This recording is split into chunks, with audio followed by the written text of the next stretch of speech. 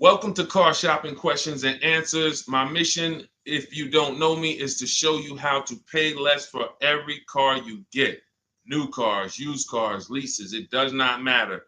I teach a simple seven-step formula, a simple seven-step formula for you to make sure you never overpay for a car. And the first step is going to be, we're going to make sure we decide whether we should be buying or leasing our next car.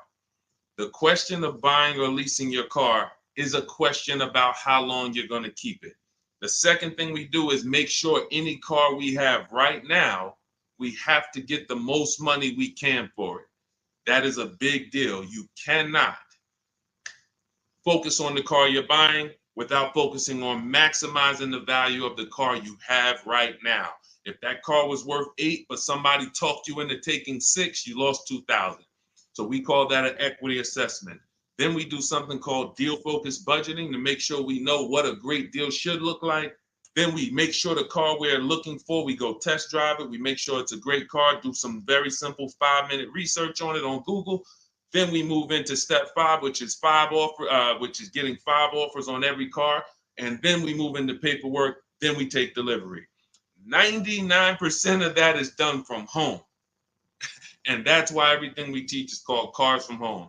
In fact, everything we'll be talking about is out my new book. It's a digital book called Cars from Home. It's 5-star rated. You can Google it, and you can get your copy for 75% off in the comment section on YouTube, in my TikTok bio. You will not leave the broadcast. You'll still be able to hear us.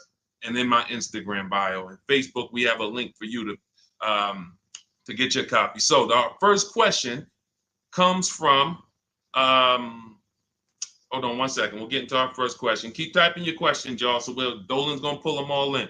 I just got a message that we're having a little trouble with Facebook here. So our first question though is gonna be from Vanity on TikTok. She says she wants to lease. She wants to do it in her business name though. Okay, great question. We'll get to that in 10 seconds. Hang on one second.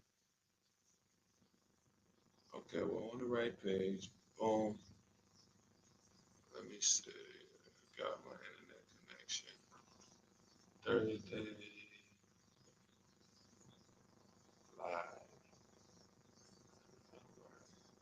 Let's go. While I'm doing this, you should be typing your questions.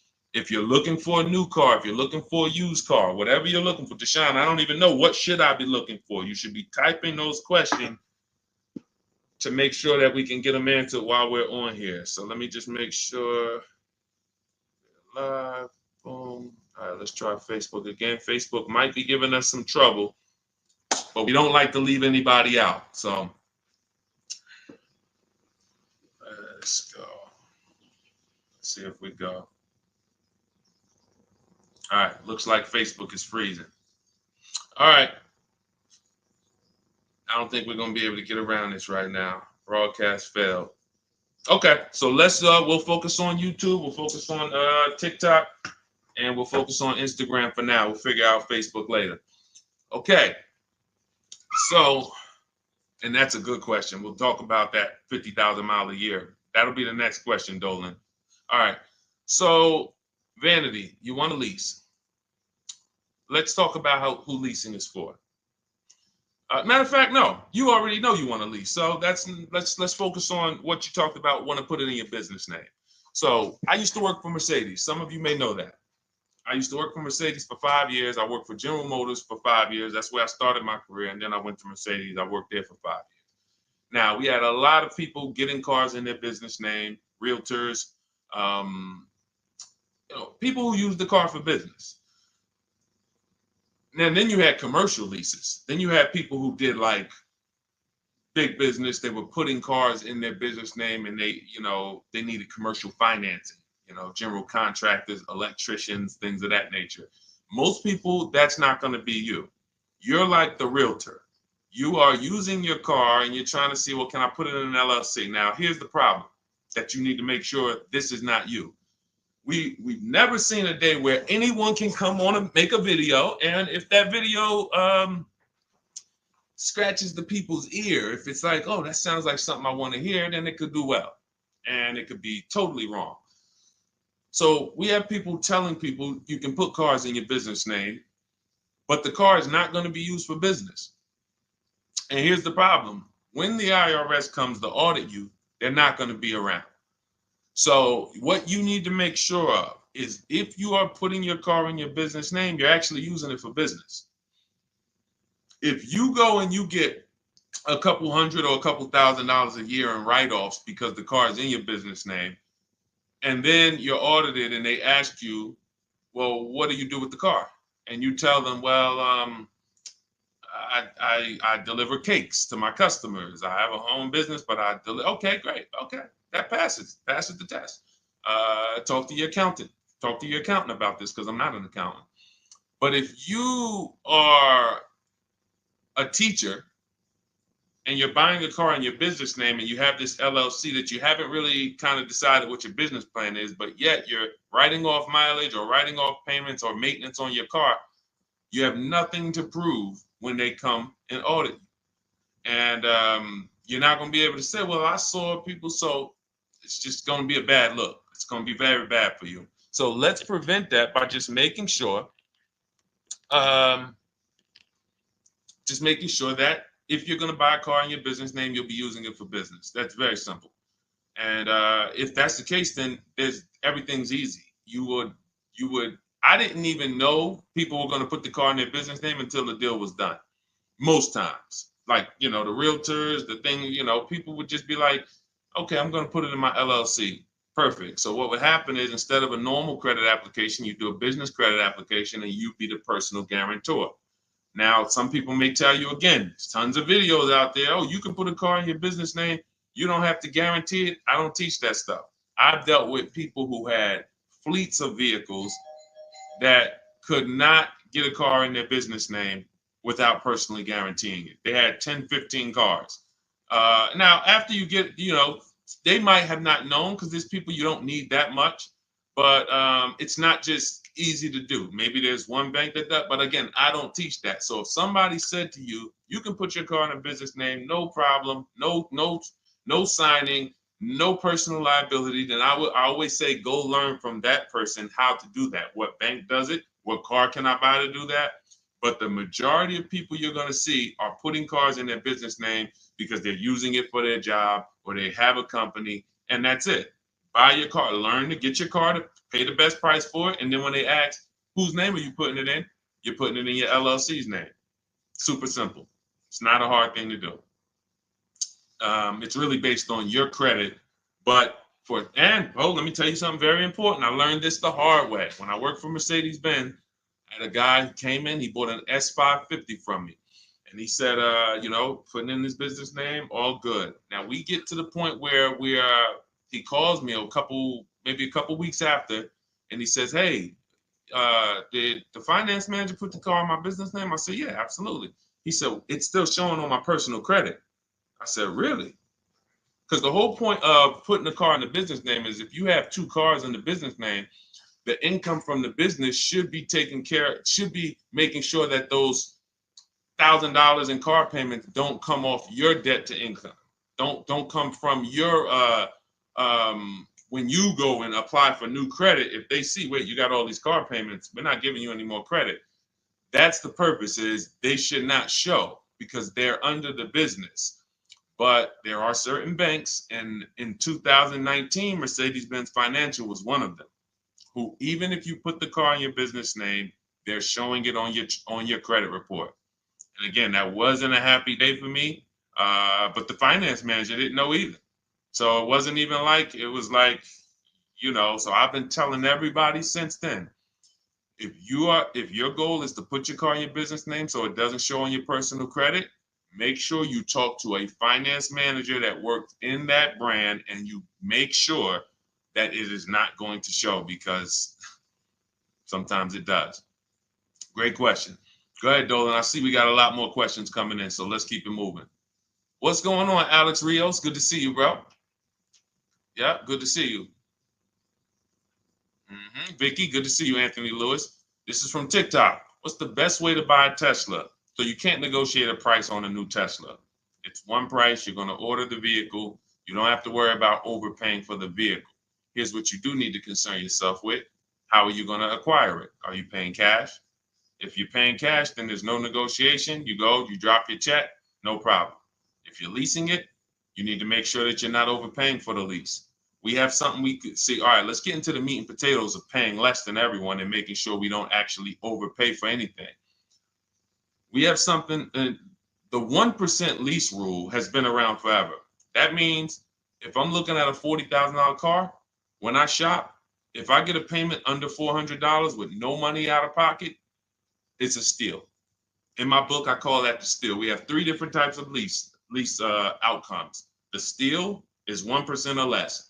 The deal is between 1% and 1.5. Time to chill is over 1.5. So, because I saw these people signing terrible lease deals. If you look at your payment, divide it into the MSRP, take your down payment out of it. You got to put your down payment back into, you got to do some math to say, all right, what would it have been if I didn't put that 3,000 down, that 5,000 down, and you just do like a sign and drive?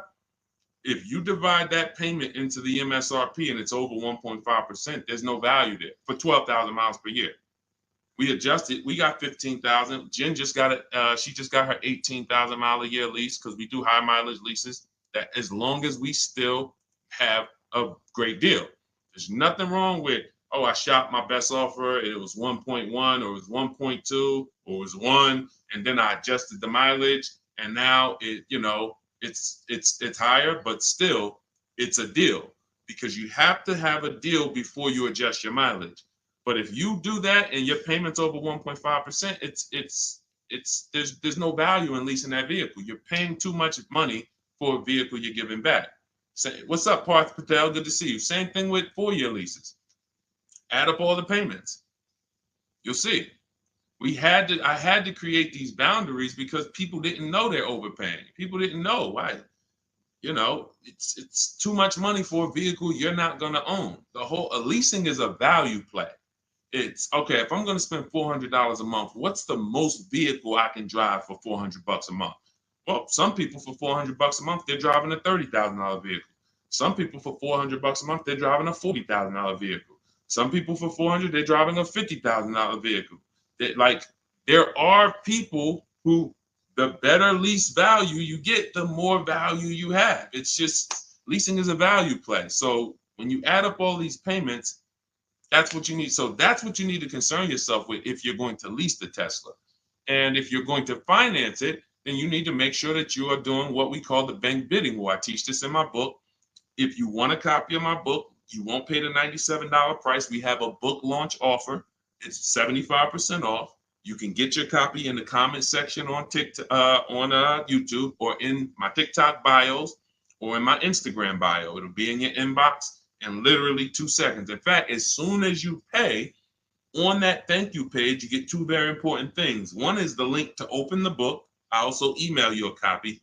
And then I tell you, screenshot that page so that you can have the support email. I also have the support email for my team on the screen here on YouTube. This is only for book deliveries. Do not write us with questions. We have, this is how we help people. We have our boundaries of how we help people. I don't take questions from email. That is to make sure you get your book, just in case you type your email wrong. But in there, I teach something called the bank bidding war. So the bank bidding war is when we make banks and lenders compete for our loan. Rates are high right now. Even when rates are low, though, you should be making, you know how many banks and credit unions want to compete for your loan, but you're not giving them a chance? What's up, Jakara? You're not giving them a chance? There's tons of banks around us, online banks, credit unions, and you're just only going to Navy Federal, or you're just only going to the dealership. If you save 1 point on it, if you buy that Tesla and you save 1 point on your interest rate, that could be over $1,000. If you overpay, depending on your loan, if you're going like $50,000, 2 points could be $3,000, $4,000. So we take, in order for you to get a great deal, remember this, and then we'll pull up the next question. In order for you to get a great deal, I'm gonna make this very simple for you. You have to know that there are 3 transactions to every car deal. Not every, but if you have a car to replace, when you trade a car to a dealership, that's 1 transaction. That's why there are companies out here that want to buy cars. They don't even sell cars. They just want to buy them. They're wholesalers, and then we have companies that want to buy cars. They don't care if you buy a car from them. They just, hey, can we buy your old car? That's one transaction. Then there are banks who want to lend to you. They don't sell cars. Hey, if we could just, can we just get in on your loan? Will you give us a chance to? That's another transaction. And then buying your car from someone, that's a third transaction. So in order for you, so when you say, all right, I need to make sure I guarantee I got the best deal, then you need to start doing what we do, which is understand there's 3 transactions and bid each one out. You can't negotiate your way to a great deal, but you can bid your way to a great deal. We get tons of bids when we're selling our cars. People who come, look at our car, looks great. They go to the accounting department, write a check. Here you go. Enjoy. Then we bid out our bank, our loan. Hey, and they allow you to do this. The dealers don't want you to know this. The banks don't even want you to know this. The banks really don't want you to know this. They allow you to bid out your loan. You can have 15, 20 lenders within a certain period of time. We do it. It takes us 2 days. Once you get your car, you can have multiple lenders access your credit and give you loan offers. Multiple lenders. That doesn't mean you go to dealership to dealership to dealership and let them all run your credit. That's not rate shopping. That's car shopping. That when they look at your credit report, they're like, okay, this person's going to every dealership they can and just letting everybody run their credit. That'll drop your credit. But finding a car, locking it up, in your case, it's going to be a Tesla, if that's where you go, and then coming home and saying, okay, now let me let Chase run this. Now let me let community credit unions get a shot at it. Now let me let Navy Federal. And hey, now let me let Lightstream. And I have resources I recommend in my bank. In my book. No one pays me. None of these companies pay me. I hold myself to being a journalist in the purest sense. No one's paying me to get mentioned. This is who we use. This is who I use. So we have to know who these companies are and give them a shot at our business. And then we see, then the dealer might have 13 more banks. Then some people would say, oh, I don't let dealers run my credit. Well, you don't realize something. Dealers have tons of leverage with banks. Dealers can call because they give banks millions of dollars in loans a month. So they can call if they're trying to beat a rate. If you come in, hey, this is my rate, 6.2. Oh, listen, I need to beat this rate. The problem is when you go and let them be your first offer. So when you get your Tesla, if that's what you decide to do, you need to make sure if you have an old car, you're bidding that out. CarMax, Driveway, Carvana, Kelly's Blue Book Instant Cash Offer, AutoNation, and Car Gurus, 6 offers in 20 minutes. Competing offers. CarMax, I'm going to say that again. Listen, everybody who's been on the stream, again, if this is your first time here, type the number 1. But even if you go credit union, see, understand, somebody said go credit union. If you're not making people compete, you can't. If you came out your credit union and you said, all right, I just got a loan here. If I said, hey, bet me $1,000 you couldn't get a better rate, would you take the bet? Probably not. Because you only let one person have a shot at your business. You don't know if this other credit union could have beat that. You don't know if Chase Manhattan could have beat that. You don't know if you did. There's 20 people that want to do business. So just to go in and say, all right, well, that's the credit union, I'm going to go with them. If they win the bid, then they got the business. But welcome to the first time people. What we do here is we bid. And you're going to learn that that's the easiest thing in the world. That's why car shopping from us. Look at people like Tote, BMW, $54,000 BMW, $690 a month, 1.26. She did it from home. Did it from home. Ended up saving $8,500 off, including the rebate. $8,500. Look, Benita, during the pandemic, I would love to honestly get someone on here who leased a Kia Telluride during the pandemic.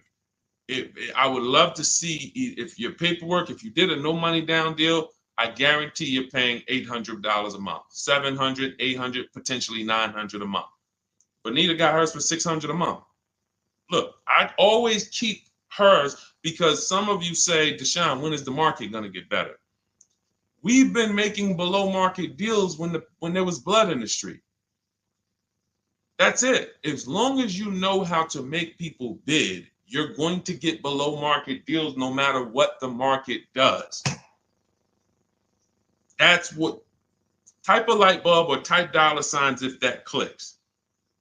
The market wants you at the mercy of it. The market wants you thinking, well, all right, I think I'm gonna go in, Labor Day. All right, I know the holidays are coming up. That's marketing. They want showrooms full of people coming in thinking there's better deals this day, but there's not better deals. There's more competition for you. You have less room to negotiate when it's full, because the car sales people, when you start asking for too much money off, they're going to just escort you out because there's going to be a line of people behind you. Listen, Mr. Jones, hey, I'd love to do business with you, but we got people walking out the showroom. It's it's a busy day. We don't have enough salespeople. This is the best offer. It's less leverage when you go in there on a weekend. It's less leverage when you go in and the place is full. It's all perception. They're ringing bells. Ding, ding, ding, ding, ding, ding. You're like, okay, everybody's buying a car. I don't want to leave here without a car. That all works against you. That's why it's not about the market.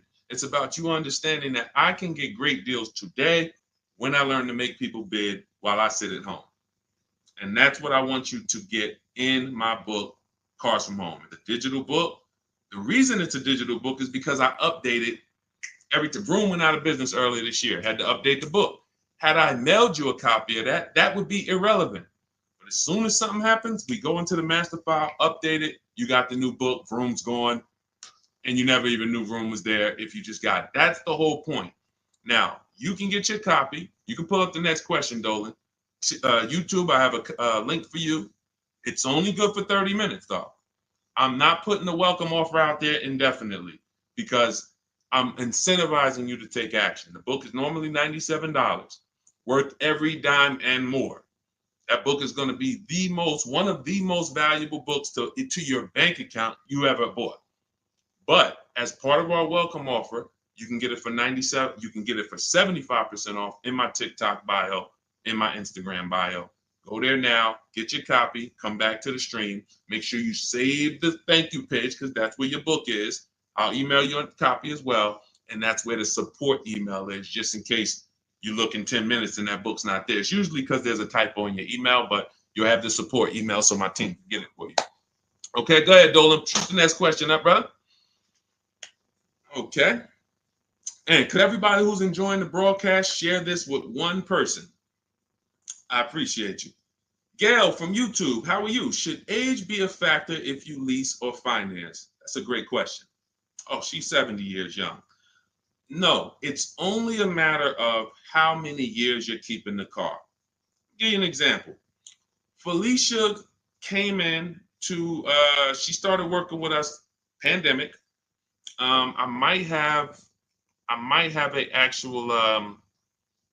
a picture of her BMW she got. She never thought she could afford a BMW because who knows how every $5,000 on a car loan is about how much per month. And this is why you'll understand leasing, if you're not keeping your cars 8 years, is going to allow you to drive cars that you didn't think you could drive before. I had 4 Infinities that I leased. Before I bought this Infinity truck, I had 4 that I leased. And I know I'm talking to some people and you're like, Deshone, I was taught never lease cars. If that's you, be honest. Type I was. Type, me or I was. You were taught never to lease. I want to tell you that the people who taught you that, the people who programmed you, Dave Ramsey might have been one of them. Dave Ramsey does a great job helping people get out of debt, helping people invest in the stock market. God bless Dave Ramsey. He's helped a lot of people do that. But when it comes to cars, he has cost you more money than he's going to give you back. The bad leasing advice is totally wrong. And in fact, I'm going to prove it to you. When you look at a great lease deal. Look at Ansley. Ansley gets a 2024 QX60 Infinity $58,000 truck. He's paying $554 a month. Every $5,000 on a car loan is about $100 a month. So when you walk into a car dealership and you're shopping, you're looking at a used car, you're looking at a new, when you see $10,000, you should think to yourself $200 a month. You see, oh, I see you asking 25 grand for that. You should think $500 a month. Oh, that's a $50,000 vehicle, $1,000 a month. Because here's why that thinking will protect you, because that's based on a 5-year loan. The max I'll ever recommend you go is on the 6 years. You can go 6 years. But anything longer than that, now you're in the 40-year mortgage category. What do you mean 40-year mortgage? Who didn't know that there were 40-year mortgages available? I'll do you one better. Did you know there's 50-year mortgages available? Did you know that? Who right now would sign up for a 50-year mortgage? Anybody? We got a bunch of smart people on here. Anybody signing up for a 50-year mortgage? No? Okay, I didn't think so. So when you go in and you see $1,000 car and you say, all right, every 5,000 is $100 a month. That's gonna cost me about $1,000. If you go in there like a lot of people do, and this is again, look, I gotta break the bad news to you. I know that some people like Deshone, I don't like bad news, and you're not gonna like what we do here. That's just it. But here's the thing: I don't leave you there. I give you the bad news to try to show you how much money you're losing, so that you can actually snap into it and get serious about this and start winning the way we win. If I just come to you and say, you're doing so good, your car deals are just so good, that used car you bought, man, you really paid a great price for it. You really got a quality car. You got a below market deal, but let me help you do better. You'd be like, no, I'm actually doing good. I have to come to you and let you know that if you don't know the new price of the used car you bought, you don't know how much it was when it was new. How do you know how much discount you saving? All of these things that is like bad news first, that's what we got to do. So when you say if you don't know that every 5,000 is $100 a month, here's what you do. You go into the dealership and you say, all right, you look at the same $50,000 car that should register at about 1,000, and you say something like this. Could you get that to like 700, something like that? Okay, how much money could you put down?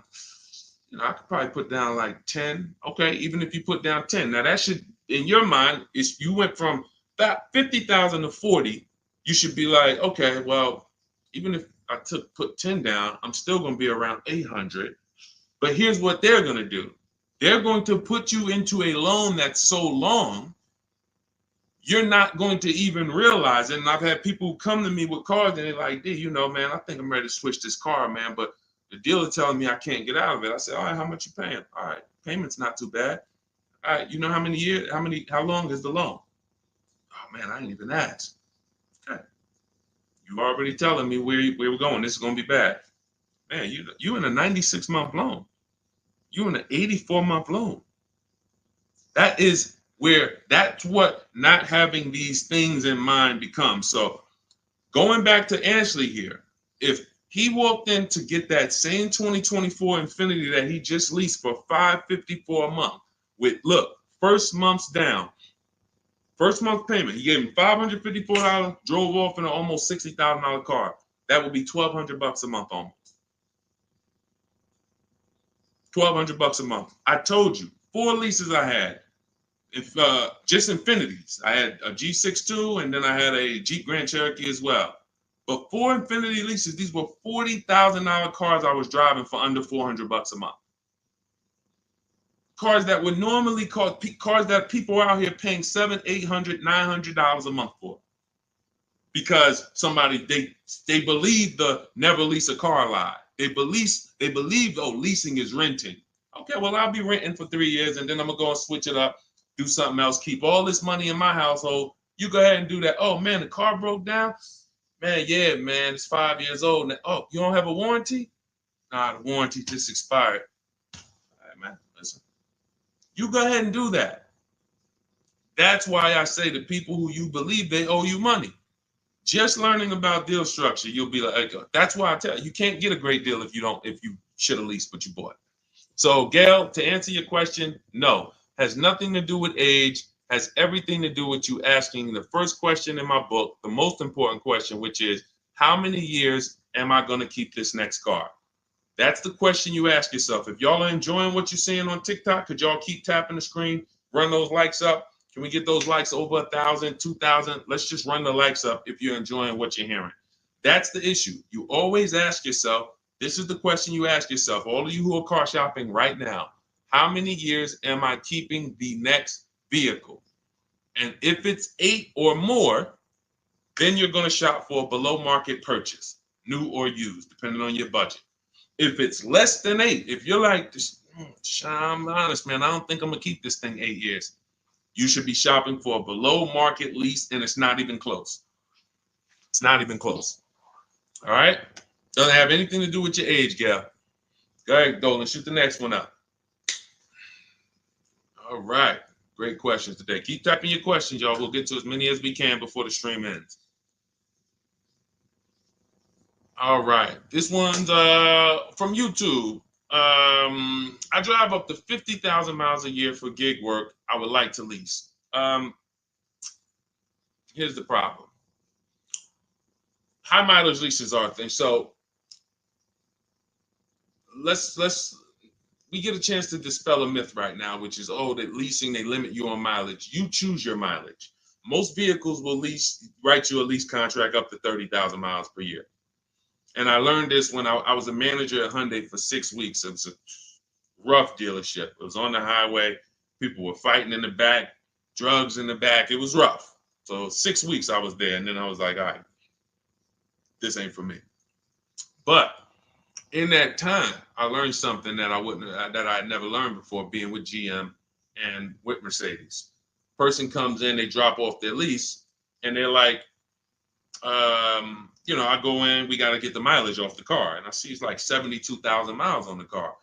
And I said, wait a minute, hold on. You lease this? He said, yeah, I always lease, because every time I used to buy my cars, I come back 3 years, 4 years, I always had tons of negative equity. I had to write a big check or roll that over, which I know because this is what I was doing with my clients. Every single car, hey, you got like $8,000 negative equity. You got to roll that over.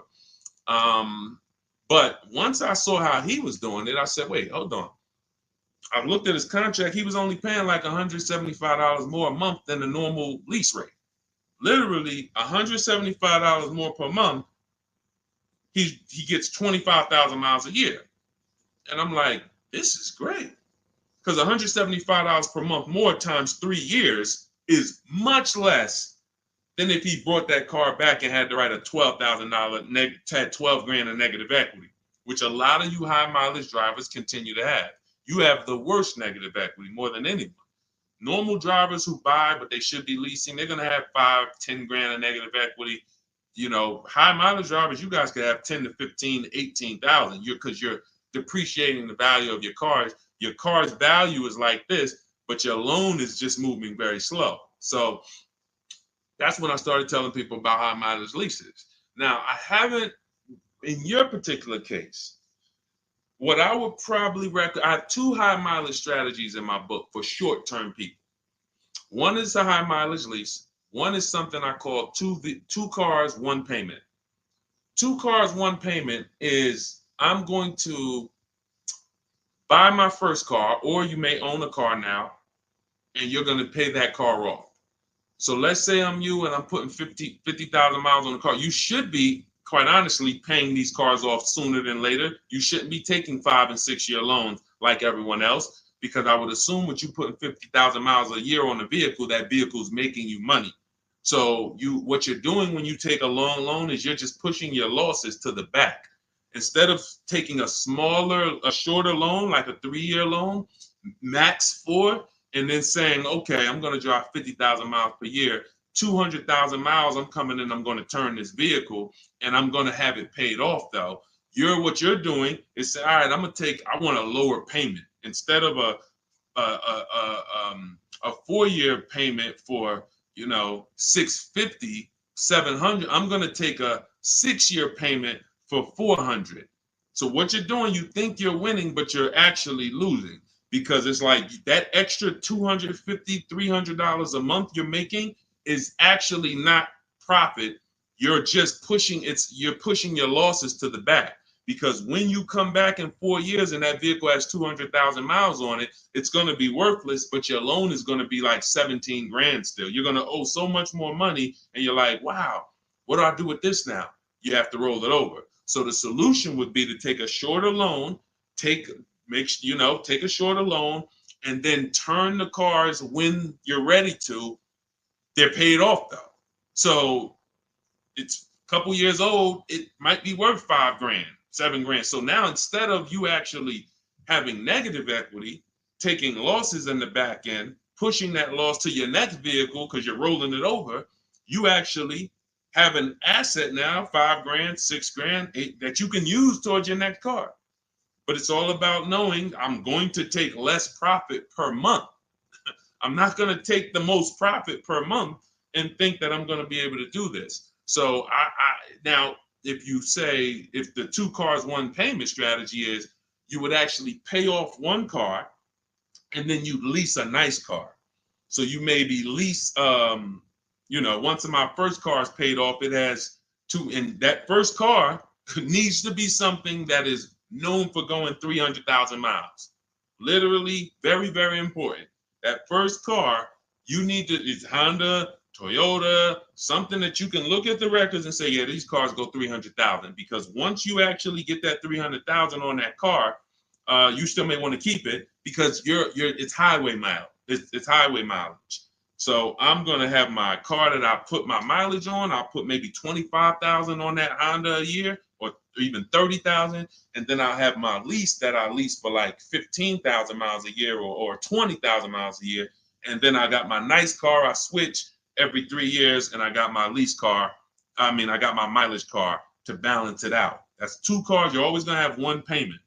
So that's really 2 strategies for you to consider: buying a car, taking out a short loan, switching the car every 4 years or so, and not leasing. Just literally run the miles up, make your money on it, come back, do it again. But do not buy these cars and put 5 and 6 and 7 year loans on them at all. That's what most people are doing, by the way. All right. Go ahead, Dolan. Great question. Great question. I love this stuff, man. I love this stuff. Kino, I see you. Armando Lara, if you're enjoying the stream, type $signs. If you're enjoying the stream, type $signs. $signs. I already know this stuff. I already know this stuff. I need you to know it. I need you paying, I need you confident in your deal. All right. TDA Tastemaker from Instagram. If I have a car in my possession, but I defaulted on my loan, but I still have the car, what's the best way to get my title? I don't know. You're not paying the loan, you defaulted on it, and you're trying to get the title. No way. There's no way. They're not going to release the title until it's paid off. Got to figure out a way to pay or sell. I don't even know. Can you sell it? Depends on where you are. How far behind are you? We can try to get out of that car, go into something less expensive. I would try to sell the car. I would go on CarMax, Driveway, Carvana, KBB Instant Cash Offer, AutoNation, like Car Gurus. Get my 6 offers, see if you can sell it. Go into something less expensive because that repo is going to follow you. So what's happening is this is baggage. This is why I need you to either fix your credit over the next couple years. You can follow Shonda Martin. Y'all know I recommend her all the time. She's just like me, but she does credit. She'll get on, tons of hours of information. She helped me, just little tips she helped me. I went like another 50 points on my credit score, just stuff I didn't understand because I don't study credit. You know what I mean? I'm not an expert in credit. Even though credit involved, think about that. Credit is a big part of what I teach. But I don't go into credit because that's its own subject. So Dave Ramsey would be like, hey, well, a lot of my people are buying cars. I guess I'll talk about that too. No, let the experts talk about that. You go find the experts and bring them to your people. So I always say, I don't talk credit, follow the experts. But when there's negative equity and bad credit affect your car deals. So the mission is, how do I make deals without negative equity? You got to know the cause. You should be leasing, but you keep buying. You should be shopping for below market leases, paying cents on the dollar, but you keep buying. Second cause, the second thing affects your deal is bad credit. So we got to make sure that we are working on our credit, and until your credit is fixed, you should be driving something inexpensive. Get the least expensive car you could afford. I mean, that'll Facebook Marketplace, drop $2,000, $3,000, $4,000. Find someone who's an owner. You want to find someone. I picked up a car because I work from home. We have another car. We got the Infinity truck. I picked up a car from a grandfather. He was 98 years old, and he owned it for 10 years, and it had 70,000 miles on it. It was an '08. I said, listen, how much? He said, $3,700. I said, all right, let's go. It's a great deal, and it's just my point A to point B car.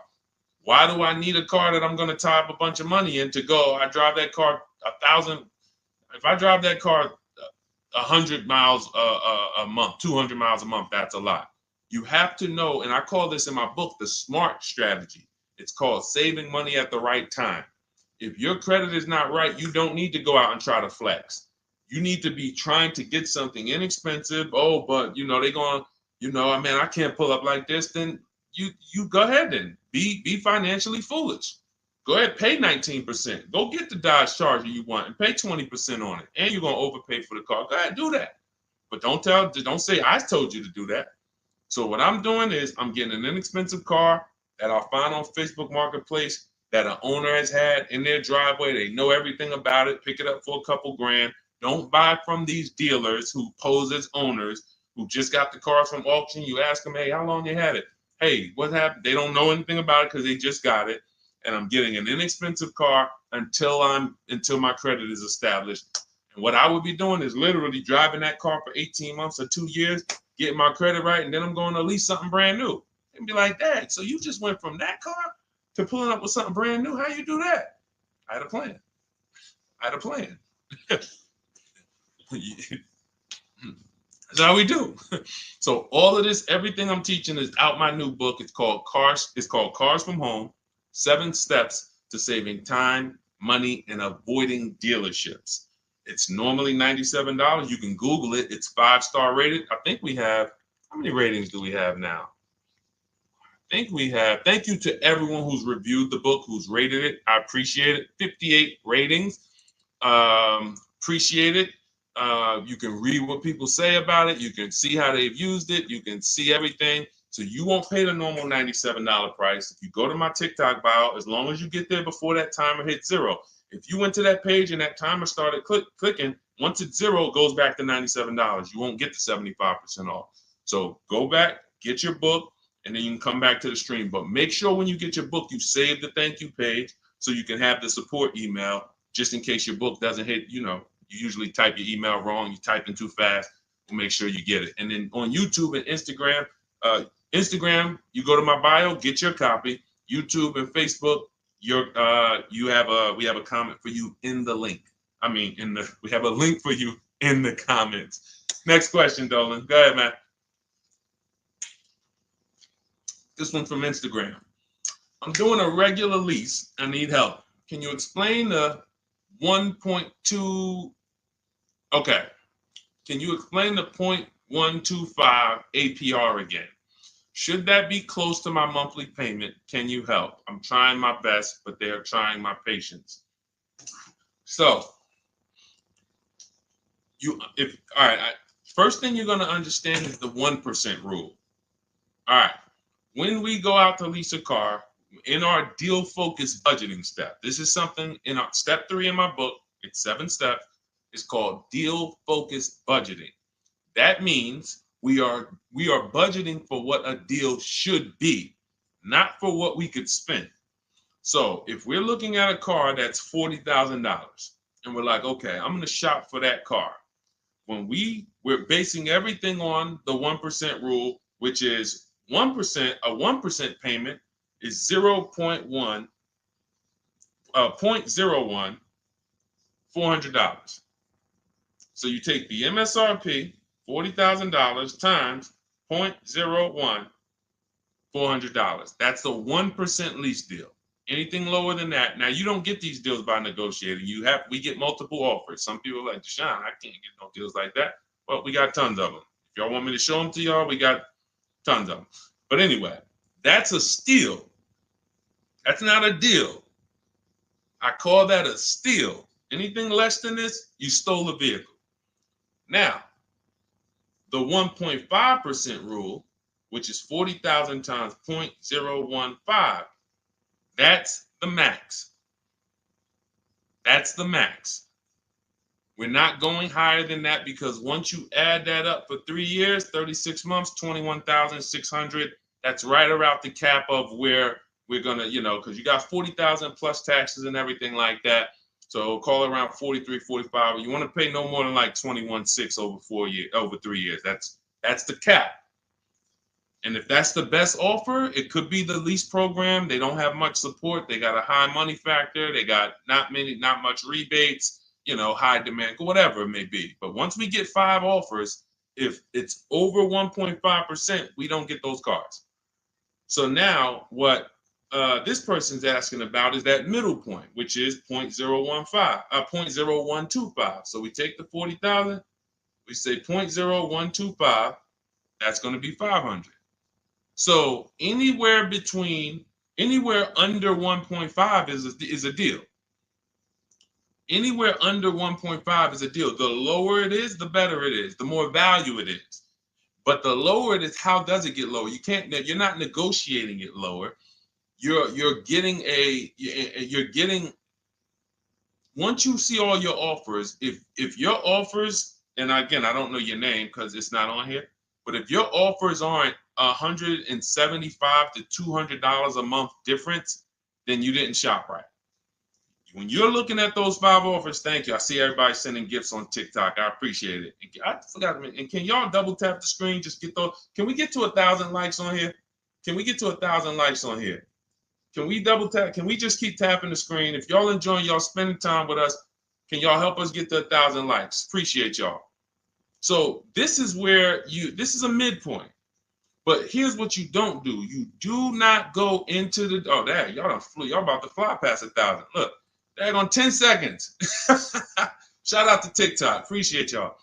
All right, so you don't go in a dealership and say, oh, well, get me to this. I want to be at 1.25. I want to be at 1.5. No, you don't do that. Because here's the thing. Ansley, he got a 1% lease deal on this Infiniti. Look, Jen on her Subaru. She just on her Honda CRV hybrid. She got a 1.3 lease deal, $512 a month, $40,000 vehicle. You don't go in and say that. You shop the offers from home, and if y'all want to do it manually, you can talk to sales managers. You can try to get this done manually. We do this totally by email without talking, because I know you probably don't like talking to car dealers. Am I right? Would I be right by assuming that? So she didn't know that her lease was going to end up at 1.3 when she shopped.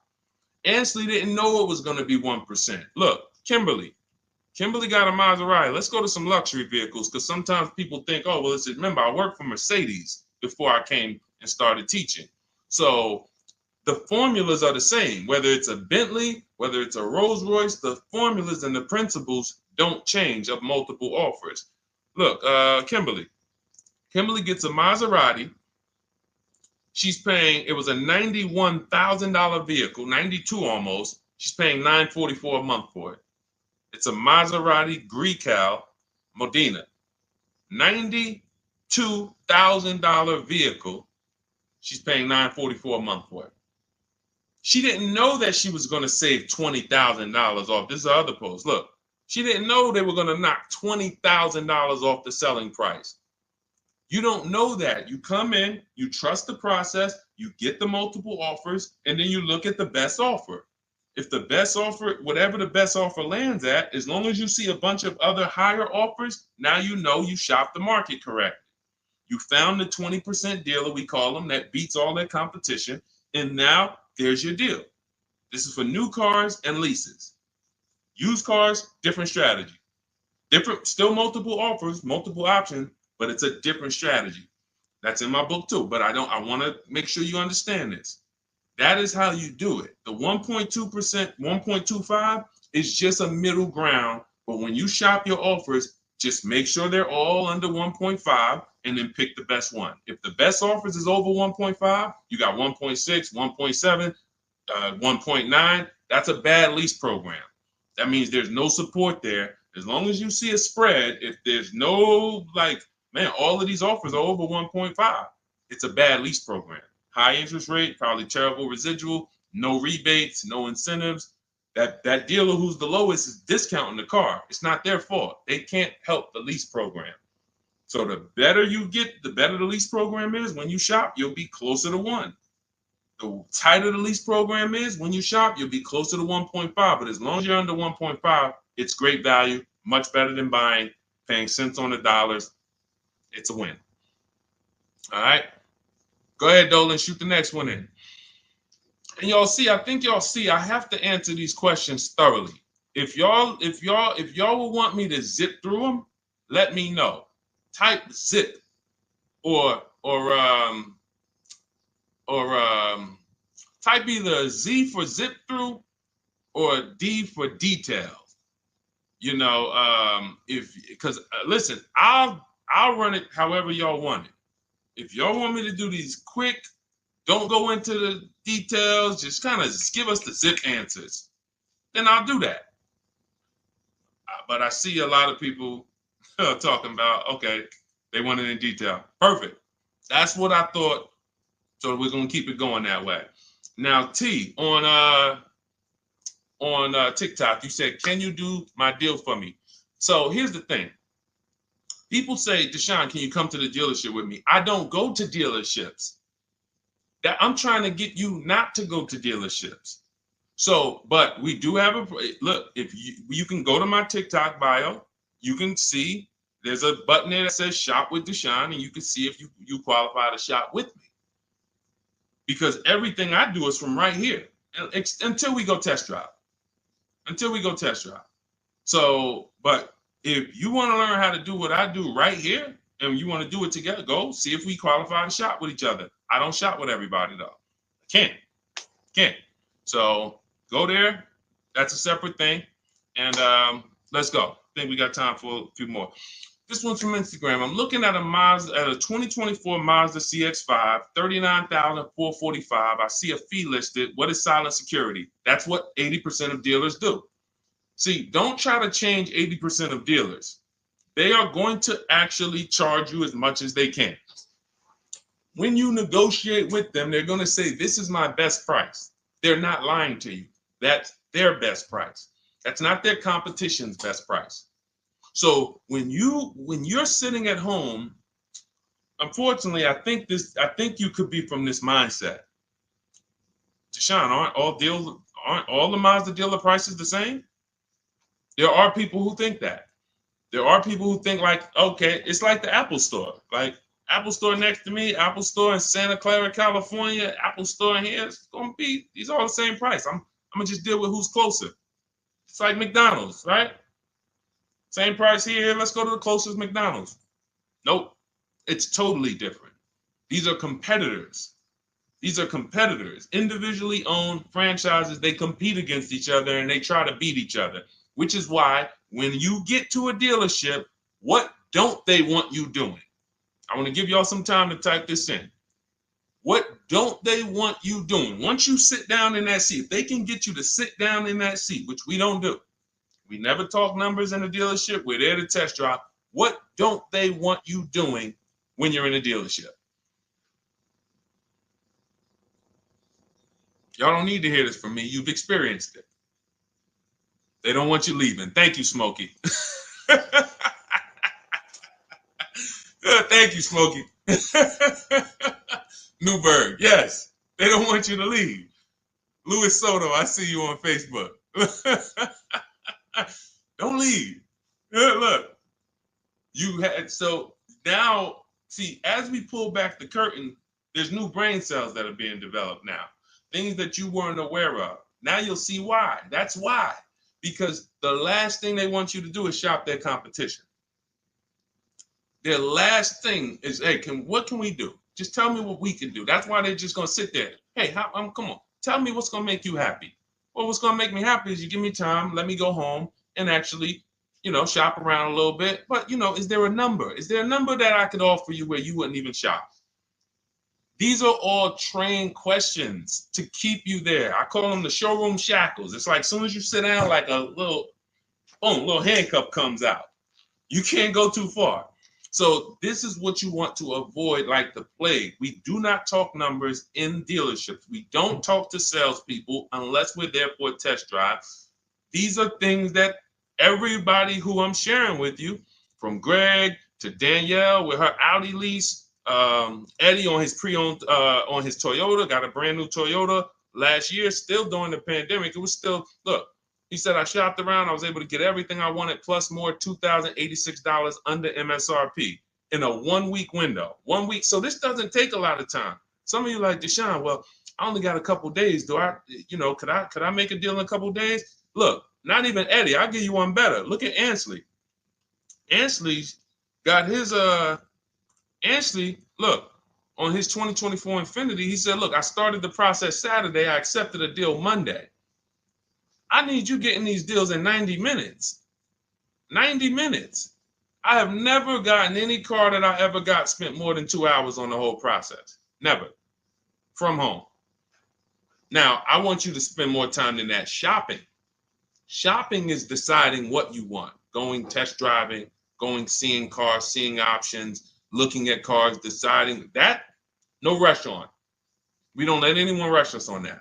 But when it comes time to get the below market deal, 90 minutes. We got the internet. Why should it take me more? We do everything we do. So look, 2 days, Ansley did it. This is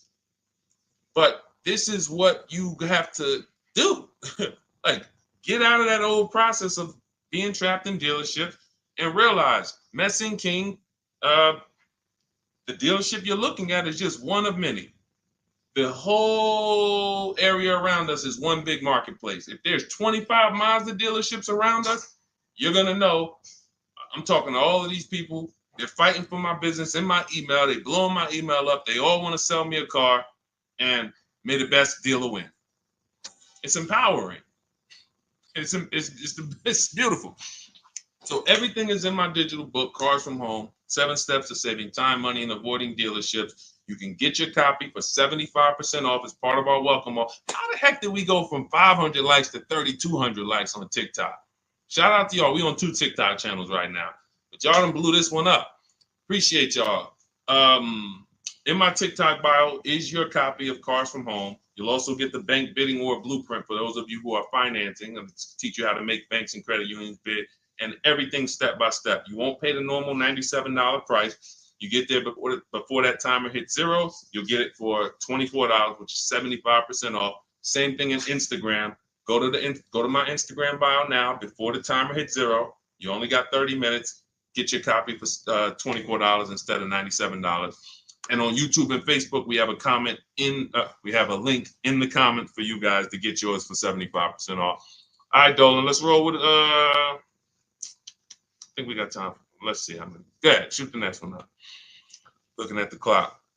I have front bumper damage on my Ford EcoSport and 3,500 negative equity. What should I do? There's only 2 things you can do to get out of negative equity and into a new car. One of them, there's 3 things actually, but one of them doesn't get you a new car. Negative equity, I call the bad credit for people with good credit. It's the only time I see people will walk in the dealership with a 750 or 800 score, they leave with no car. Negative equity stalled the whole deal. So what you want to do is you get your bids, Young King, you get your bids from these companies, CarMax. This will take you 20 minutes. This is step 2 in my book, the equity assessment. We need to know what the real equity is, what the real negative equity is, and we don't do that based on an algorithm typing in 2,000 this, and then in 5 seconds This says, oh, your vehicle's worth this. Now go fight for it. No, we get offers. So you're going to go to CarMax, Driveway, Carvana, Kelly Blue Book, Instant Cash Offer, Car Gurus, and Auto Nation. You get those 6 offers. Now, the best thing for you to do is to close the gap and pay the difference. So whatever your highest offer is, if you have the money, I will pay the difference, because none of those higher offers are going to be as good as no dealer is going to be able to get close to your highest offer over there. Now, a thing for you is if all your offers are under 10 grand, you can list that car on Facebook Marketplace. I would sell it privately if the offers are around 10. Once you get to like a $12,000 car on Facebook Marketplace, you're really limiting your options because people need loans. So not too many people can come in and stroke a check for 10, 12 grand. So your buying pool is going to be limited. But I would go that route, because if they come in and they pay you $2,000 more privately, now you might only have to come up with $1,000 or $1,500 to close the gap. I would prefer you to do that, because then you get to do a clean deal. You get to go shop for a car, or when you're shopping for your car, once you get it, you're selling your old car to this buyer, and your deal is clean. You don't have to roll any baggage over. Now, if you can't pay the difference, you now have to bring baggage over. And unfortunately, you have to do what we have a curse word here. We don't say it much. I don't like to use it. It's a curse word. It starts with a T. Does anybody know the word that we use? Something we don't do. We don't do. But you're going to have to do it if you can't pay the difference between the negative. Thank you, Ivan. Trade. Thank you. I love my people. Man, listen, man. I love the people who locked in. You could tell the people who just like, man, Deshone, listen, I hear you, bro. My money's important to me. I can't be out here on a stream with you and not be getting what you're saying. Like, my money means something to me. Correct. Trade. We don't trade, because again, you're not going to get the most you can get for your item trading it. You get the most doing what I told you to do over the last 90 seconds, which is putting it on the market, multiple offers, competing, blah, blah, blah, blah, blah. So if you have to trade, then what would happen is you would have to shop for your vehicle, get your best offer, and then once you get your best offer, you would have the used car manager look at your car and say, okay, we're going to roll that over. So, you know, if your best offer over here would have resulted in $3,500 in negative equity, when you get your best deal here, they're going to now, it's probably going to be $5 grand in negative equity, because they can't pay those prices that Carvana and Driveway and Auto Nation, they can't compete with that. So now here's what you also could do, which I hope you don't do. You can go into a dealership and just say, hey, can you trade me out of that into a new car? I want to lease or I want to buy something. And they'll pretend you won't even understand the numbers. They'll just be like, all right, what payment you want to be at? You won't understand how much negative equity you have. You won't even understand that. Yo, dad, y'all, how I end up with 6,000 negative equity from y'all? Oh, because you just let them merge the deal. You gave them 2 chances. So what we do is we shop for our new car, get our bids, or if we're looking at a used car, we use my multiple marketplace strategy in my book. We get our deal. We find our best used car. Once we lock it up, now we already know those prices. We know what our all-in price looks like, because whenever we get a price, we get it all in, taxes, everything in. And now it's like, all right, can you tell me how much you would pay me for my car? So now it's like, oh, okay. Now you can see, oh, it's 3,200 in negative equity. You need to see the numbers. You don't need to. I want you to see them so that no one can be pulling the wool over your eyes when it should have been 3,200 in negative equity, but they're going to turn it into 6 because you just came in and said, all right, y'all get me into a car. Just make the payment nice. So we always separate our transactions and bid them out, even if we have negative equity. That's not going to change. But in your particular case, if you have too much negative equity, you can't pay the difference. You lose the ability to bid out your car, which is a major part of what we do. We bid out our car so we can maximize that. If you can't pay the difference, you now have to trade, and one step of the bidding process you can't do, which is why I say stay out of negative equity. You should be going into a lease. It's no way. Only people who should be going from negative equity to another finance is if you had an emergency. which means like, okay, Deshone, I had a small car and my wife just had twins. Like, you know, I had a two-seater, I had a coupe. She's having twins. Now we need a bigger car. I was going to keep it 8 years. I was going to keep the car 8 years, pay it off, keep it, but now this doesn't work for me anymore. The next car you buy needs to be kept 8 years, because if you go from negative equity, go finance another car, not lease it, and then take out another 6-year loan, and then 3-4 years in, you're like, okay, I'm gonna switch again. Now more negative equity. Instead of 35, you're gonna be at like 7 or more. And then, oh, let's roll that over. And it's just a repetitive cycle of always having a car payment, never paying the car off, and always have it paying for your old car in your new car. Negative equity, the devil to your car deals. The bad credit for people with good credit. Stay out of it. Learn the lease. All right, y'all. Listen, we just hit the hour mark. Great job. Thanks for everybody who tapped in. I hope you got a lot of value out of this. Again, some of you who are like, Deshone, I need the blueprint. I want everything you teach step by step. Walk me through each play. My book is called 7 Steps to Saving Time, Money, and Avoiding Dealerships. It's a digital book. It'll be in your inbox in literally 2 minutes. Go to my TikTok bio, use the 75% off link. Go there, you'll have it. But make sure as soon as you activate that link, Instagram too, you screenshot the thank you page. As soon as you pay, you get the thank you page has the book. You scroll down, it says click here to open your book. I also email you a copy, but I want you to have that support email just in case you type your email wrong or something and it's not there. You can get in touch with my support team so you can get your book immediately. YouTube, we have a link for you, as well as Facebook in the comments. Use the 75% off link. You won't pay the $97 price. But again, if you missed it, and that you was like, Deshone, I went there and that countdown is 0. It's back up to $97.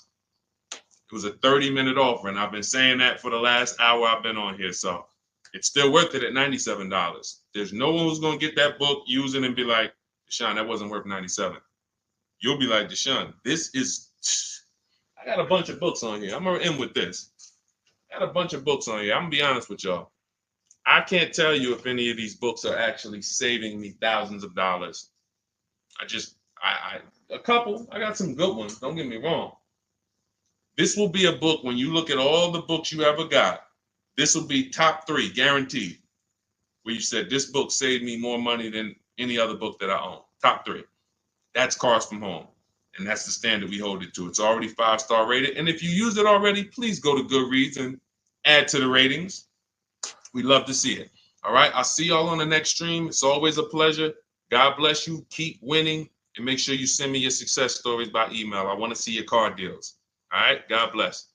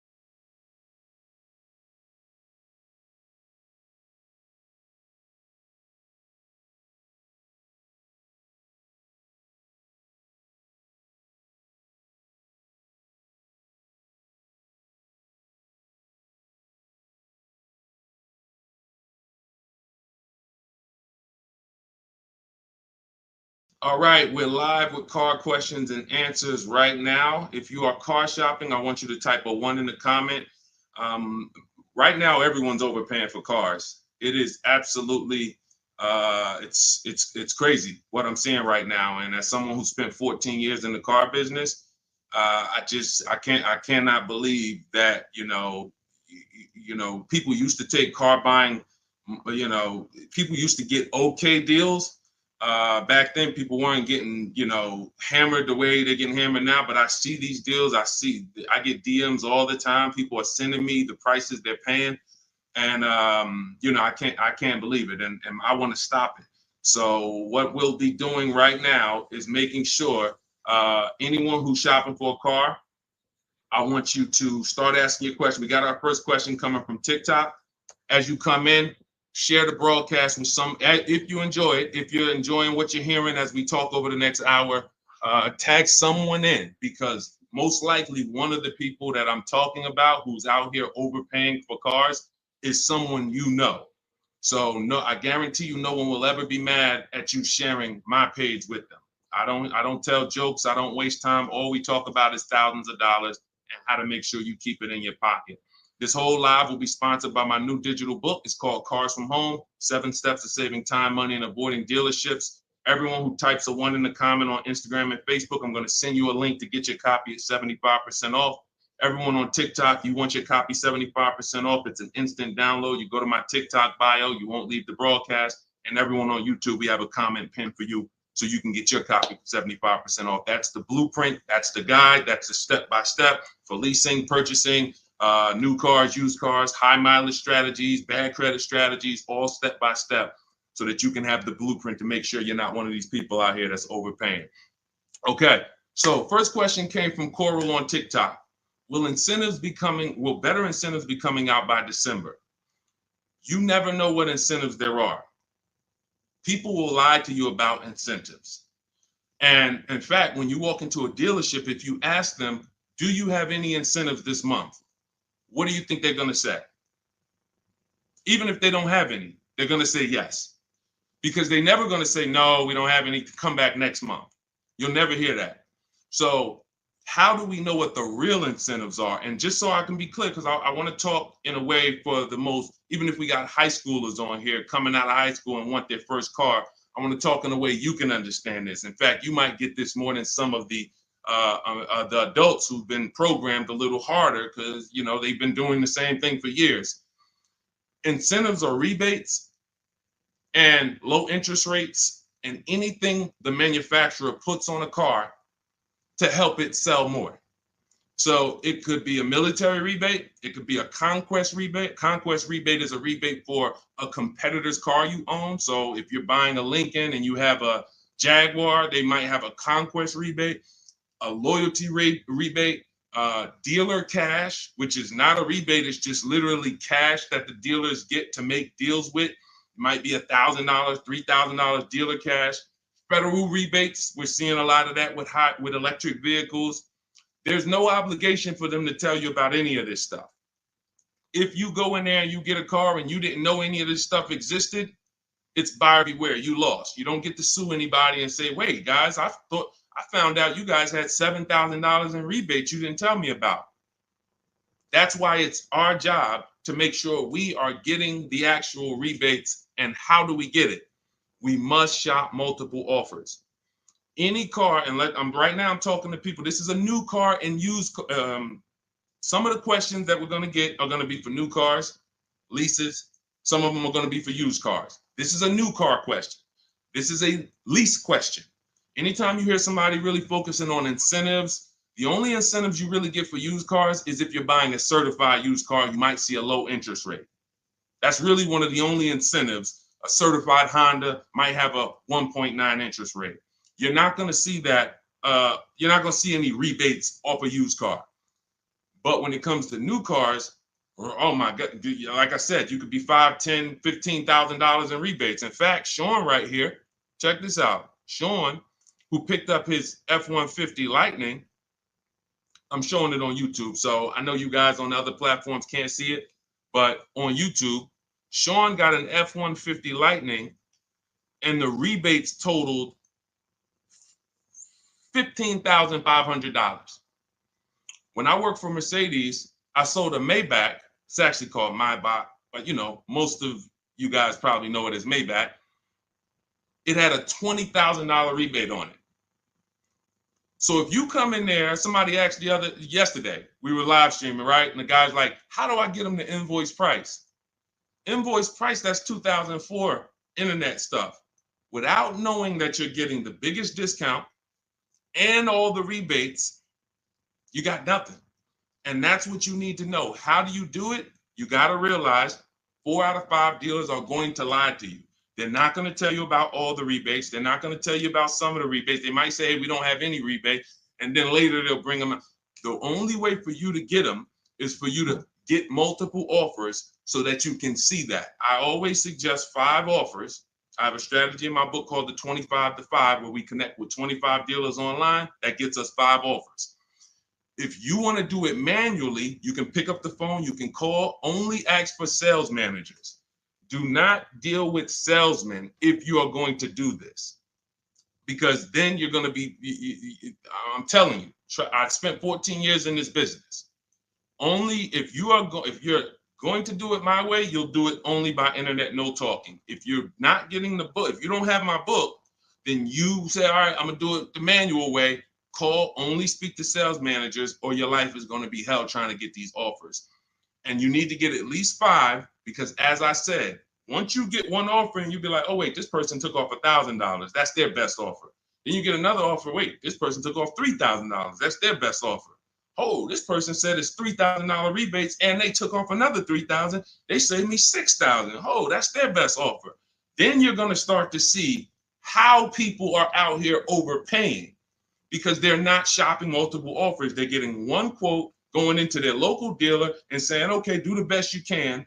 And then they're signing just the deal, feeling, oh, I negotiated for 6 hours. This got to be a good deal. No, it's not. So you must, don't worry about what a day, Coral. Don't worry about, oh, the incentives will be good in December. Shop now, see what the incentives are now, and then shop them again next month and see if they change. And then in the holiday time, shop them again. But you're doing this by phone, or in my case, we do it by email. You're never going to be able to do this going into dealers. And I think for those of you if this is your first time on a broadcast with me, type first. First time you've ever been on a live stream with me, type first, because you may not be familiar with anything we teach here. Anything we teach here. And so this is going to be an unlearning process for you. I see you, Arlie. Good to see you. Okay, I see you, user 609. You don't have a name, so I see you, Nadine. Welcome. I see you, 357 Scene. I see you, I Spent Cinematic on Instagram. I see you, Just Too Blessed on Instagram. All right, well, type up everybody who's been with us for a while. I want you to type welcome to all the first-time people. I see you, Maurice Jenkins on YouTube. I see you, Libo on YouTube.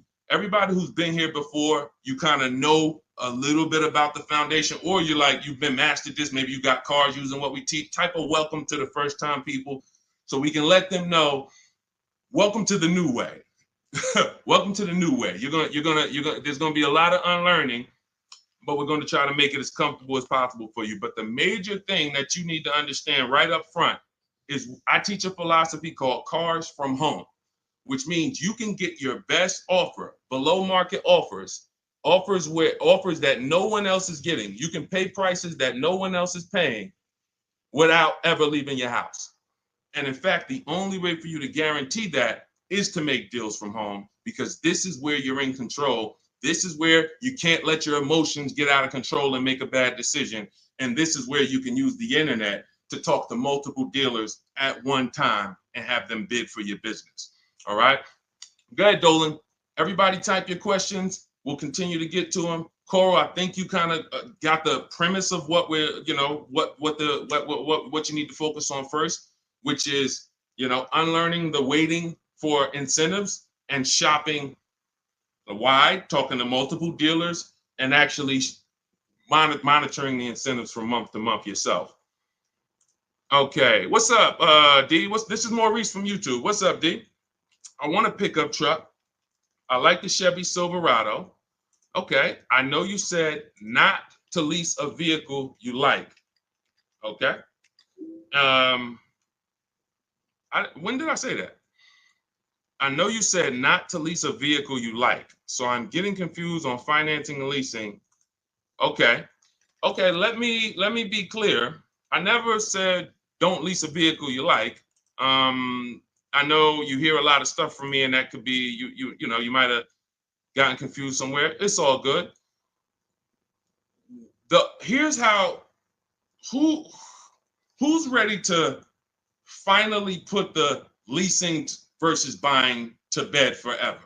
If you're ready to put The leasing versus buying. All right, Deshone, I hear, should I lease or should I buy? If you just type ready. If you're like, you know what?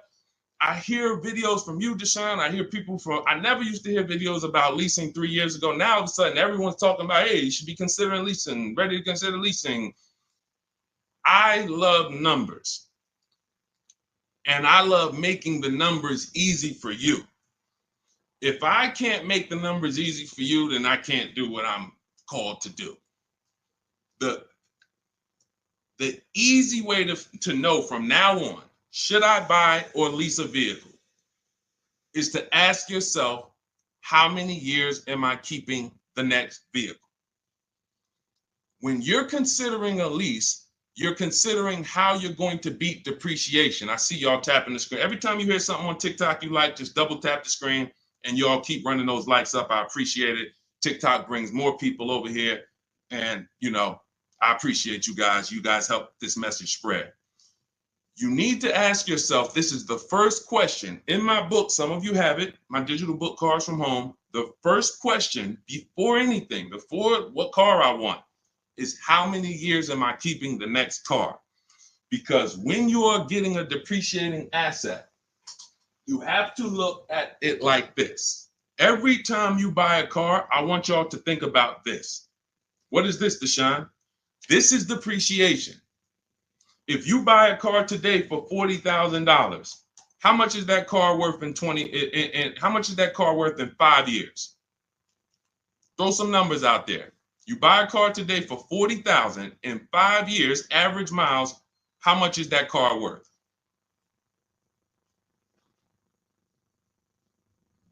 How much is that car worth? Throw some numbers. 22. That's a good estimate. That's a good estimate. 357 said 4,000. You're not losing that much unless you just bought trash. Now, there is something coming to electric car owners soon, and we'll talk about that. Remind me to talk about the huge warning I have for electric car owners before we end it. 20,000. Now, check this out. If you buy a car for 40 and it's worth 20, okay, that's good. That's half in 5 years. I think it's going to lose more than half in 5 years, quite honestly. But when you're getting your car, you're trying to ask yourself, how am I going to beat depreciation? How am I going to prevent having something that I tie up money in for 5 years and that money is just losing value every time? Now, the way you beat depreciation is to keep the car a long time. Who has a car outside right now that they've had it more than 8 years? Type me. You know, if you have that car more than 10 years or 8 years, 10 years, you're not worried about what it's worth. It's going to be worth the same next year, about the same next year as it is today. That means you beat the depreciation. That means your depreciation is no longer like this. It looks like this. Today, your car is worth $8,000. Next year, your car will be worth $7,500. You're not losing that much value. Now, if that's not you, Deshone, I don't keep a car that long. 8 years, are you kidding me? No way I'm keeping a car that long. You should be shopping for a lease. Because when you get a below market lease, let me show you what a below market lease looks like and why there's no comparison to a below market lease versus a person who's buying. I'll take a random deal. Let's take Rosalie's deal. Rosalie she just got an Infiniti. I'm showing it on YouTube. Y'all can't see it, but I'll spell it out for you. She just got a $60,000 Infiniti truck. She's paying $592 a month, no money down. She gave him $592, drove off. Now, she got that price by getting multiple offers like I teach. You're not going to walk into a dealer and get that price. She contacted dealers online, had multiple dealers submit offers. The best dealer came in at $592 for a $60,000 vehicle. That's what we consider a 1% lease or less. Major value is the 1% lease rule has been around for a long time. $592 a month for a $60,000 vehicle. On the opposite end, we got people going out buying that $60,000 vehicle. If they did no money down, that's a $1,200 payment. So it's not even close. And it comes down to depreciation. All you have to ask yourself is, am I going to shop for a car that I'm keeping more than 8 years? If so, I'm purchasing. Don't think about leasing. It's not even important. Don't even think. People say, Deshone, you think everyone should lease? Absolutely not. If you're somebody who has the discipline and values to keep a car 8+ years, you should not be leasing. You should be shopping for a below market purchase, new or used. But if you're not keeping a car 8 years, you are spending thousands of dollars more than a person who's getting great lease deals. It's not even close, thousands more every year. And they're driving better cars than you. So Maurice, the only question you need to know about leasing is, are you going to keep this Chevy Silverado 8 years or longer, or less than 8 years? If less than 8 years, you shop for a lease, brother. Okay? Go ahead, Dolan. Next question. That's the formula, guys. That is the first question you ask yourself. The buying versus leasing question. How am I going to beat depreciation? Nothing more important than that. Got to put your deal on the right foundation. Okay, this is 777 from TikTok. They repoed my car. Do I still have to pay for the remaining balance? Well, that's a credit situation. When they repo your car, it's going to end up on your credit, and until you settle that balance, it's going to be there as a repo, and it's going to hurt your credit more. So at some point, you're going to have to deal with that.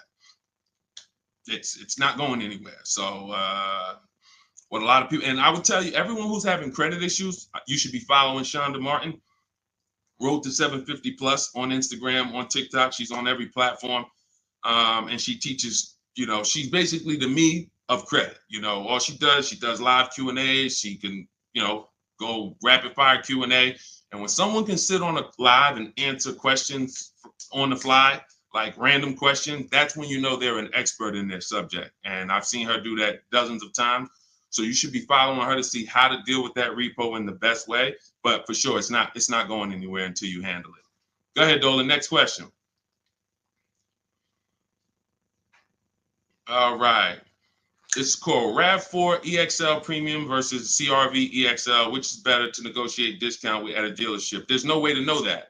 I know you want an easy way to see, which is going to give me the best discount. That's just not how it works. You have to shop the offers, and you have to see what the best offer is. If I'm shopping for a Honda, if I wanted a RAV4 EXL right now, I'm contacting dealers. I'm letting them know what I want. I'm reaching out to multiple dealers. I do it online. If you want to do it online, you can type the number 1 on Instagram or Facebook. I'll send you the discount link for my digital book, Cars from Home. You can use my scripts. All my email scripts, all my templates are in there, and you'll have the blueprint step by step.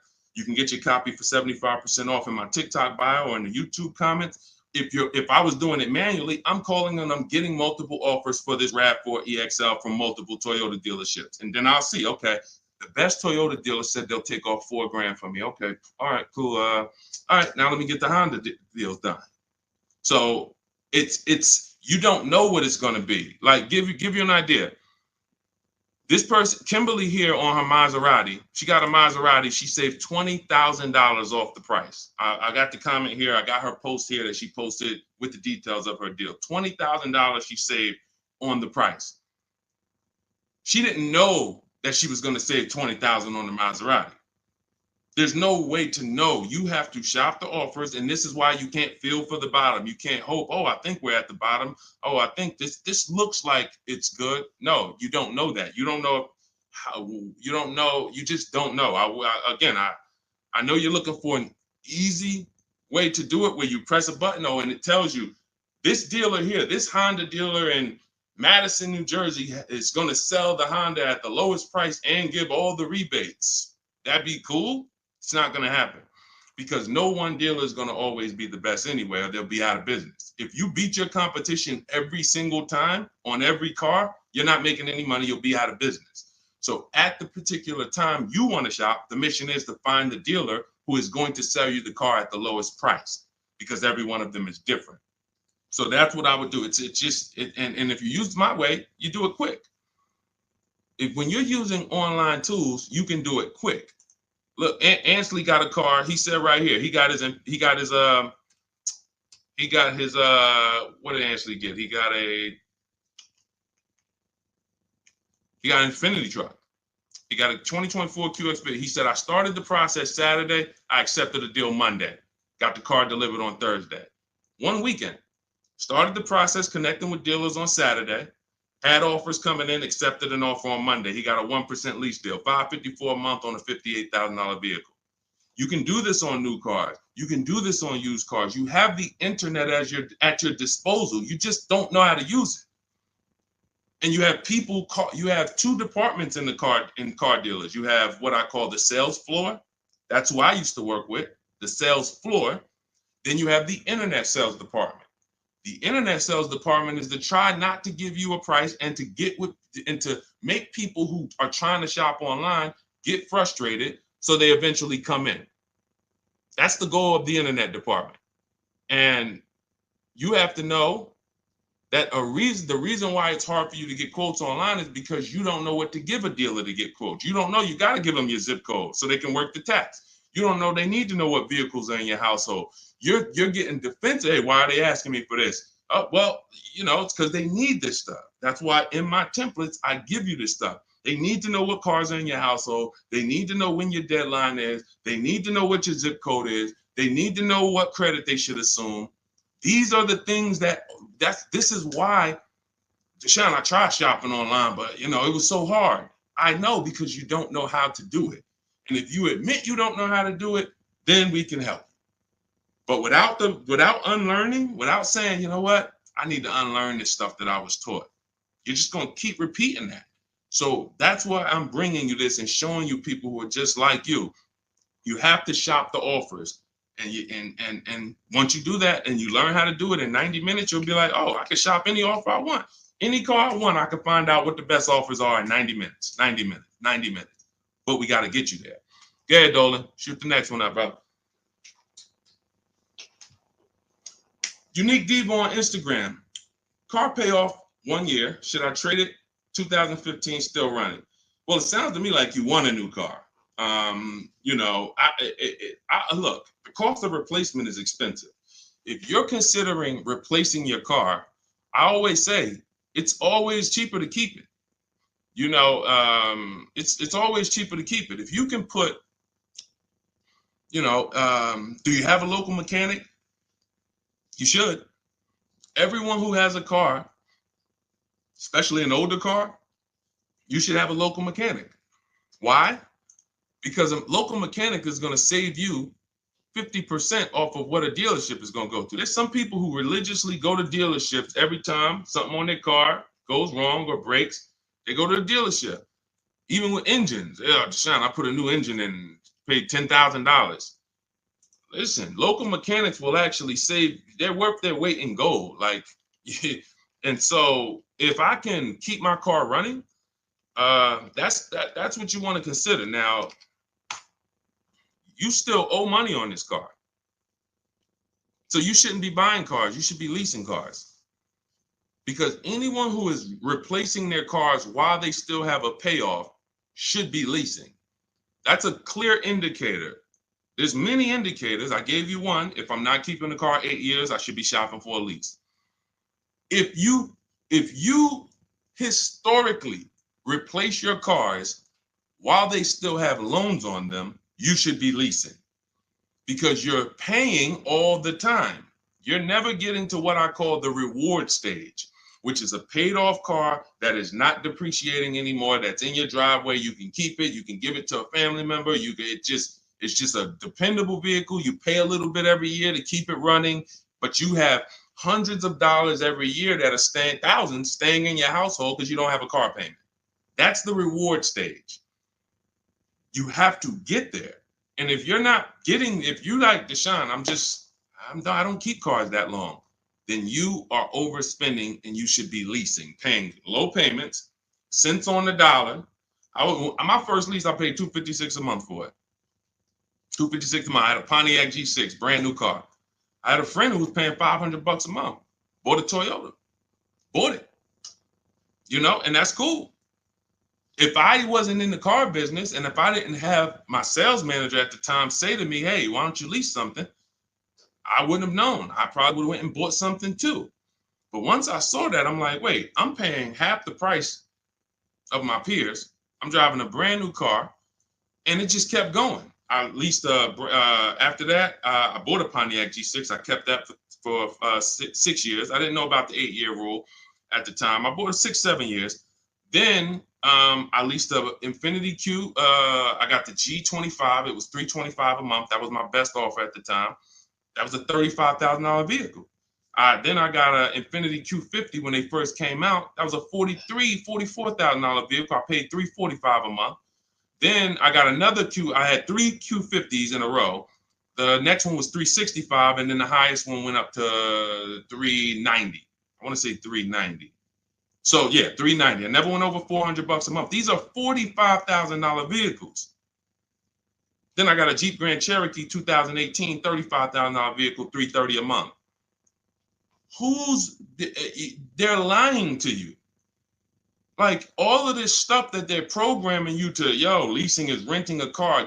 Banks don't buy cars. Pay attention to what I'm saying here.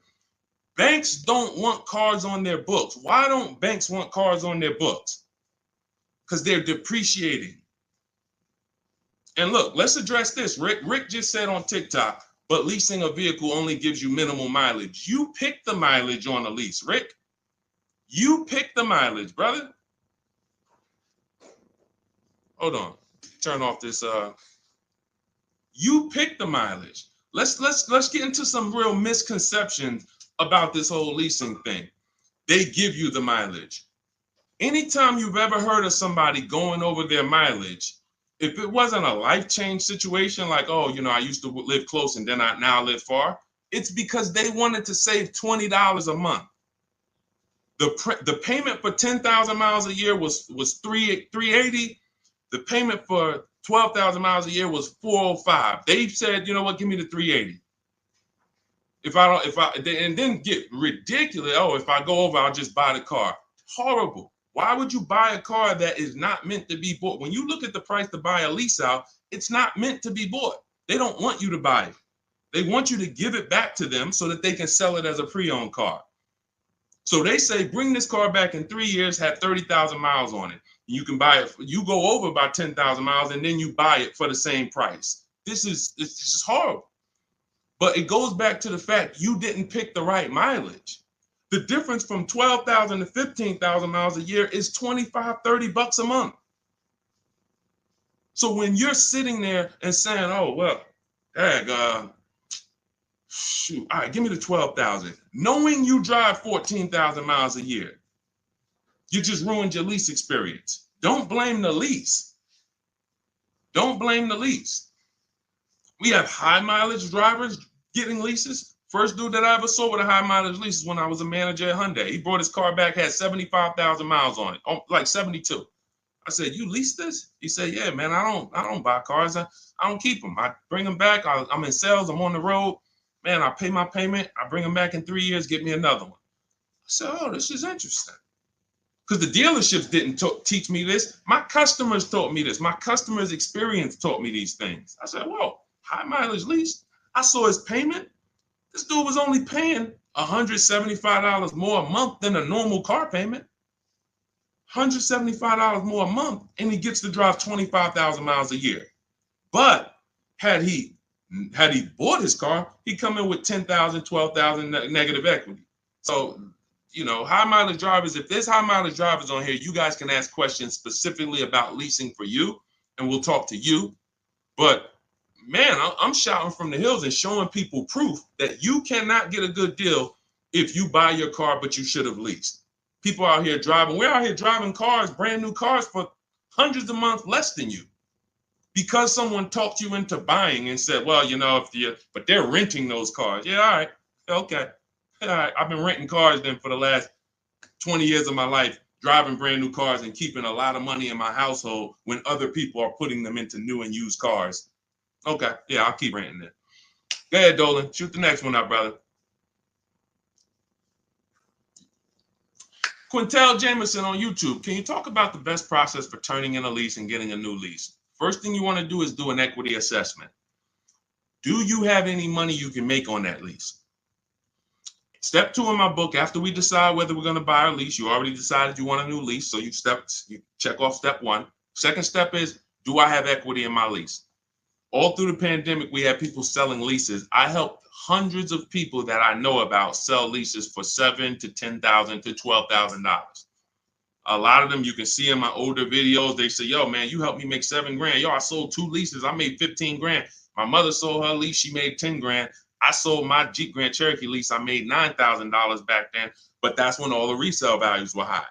So so we're not making that much anymore, but there's still an opportunity to have equity. And if you drop off your lease without doing an equity check, then you literally are giving money to the dealer. We have to do it. And here's how you do it.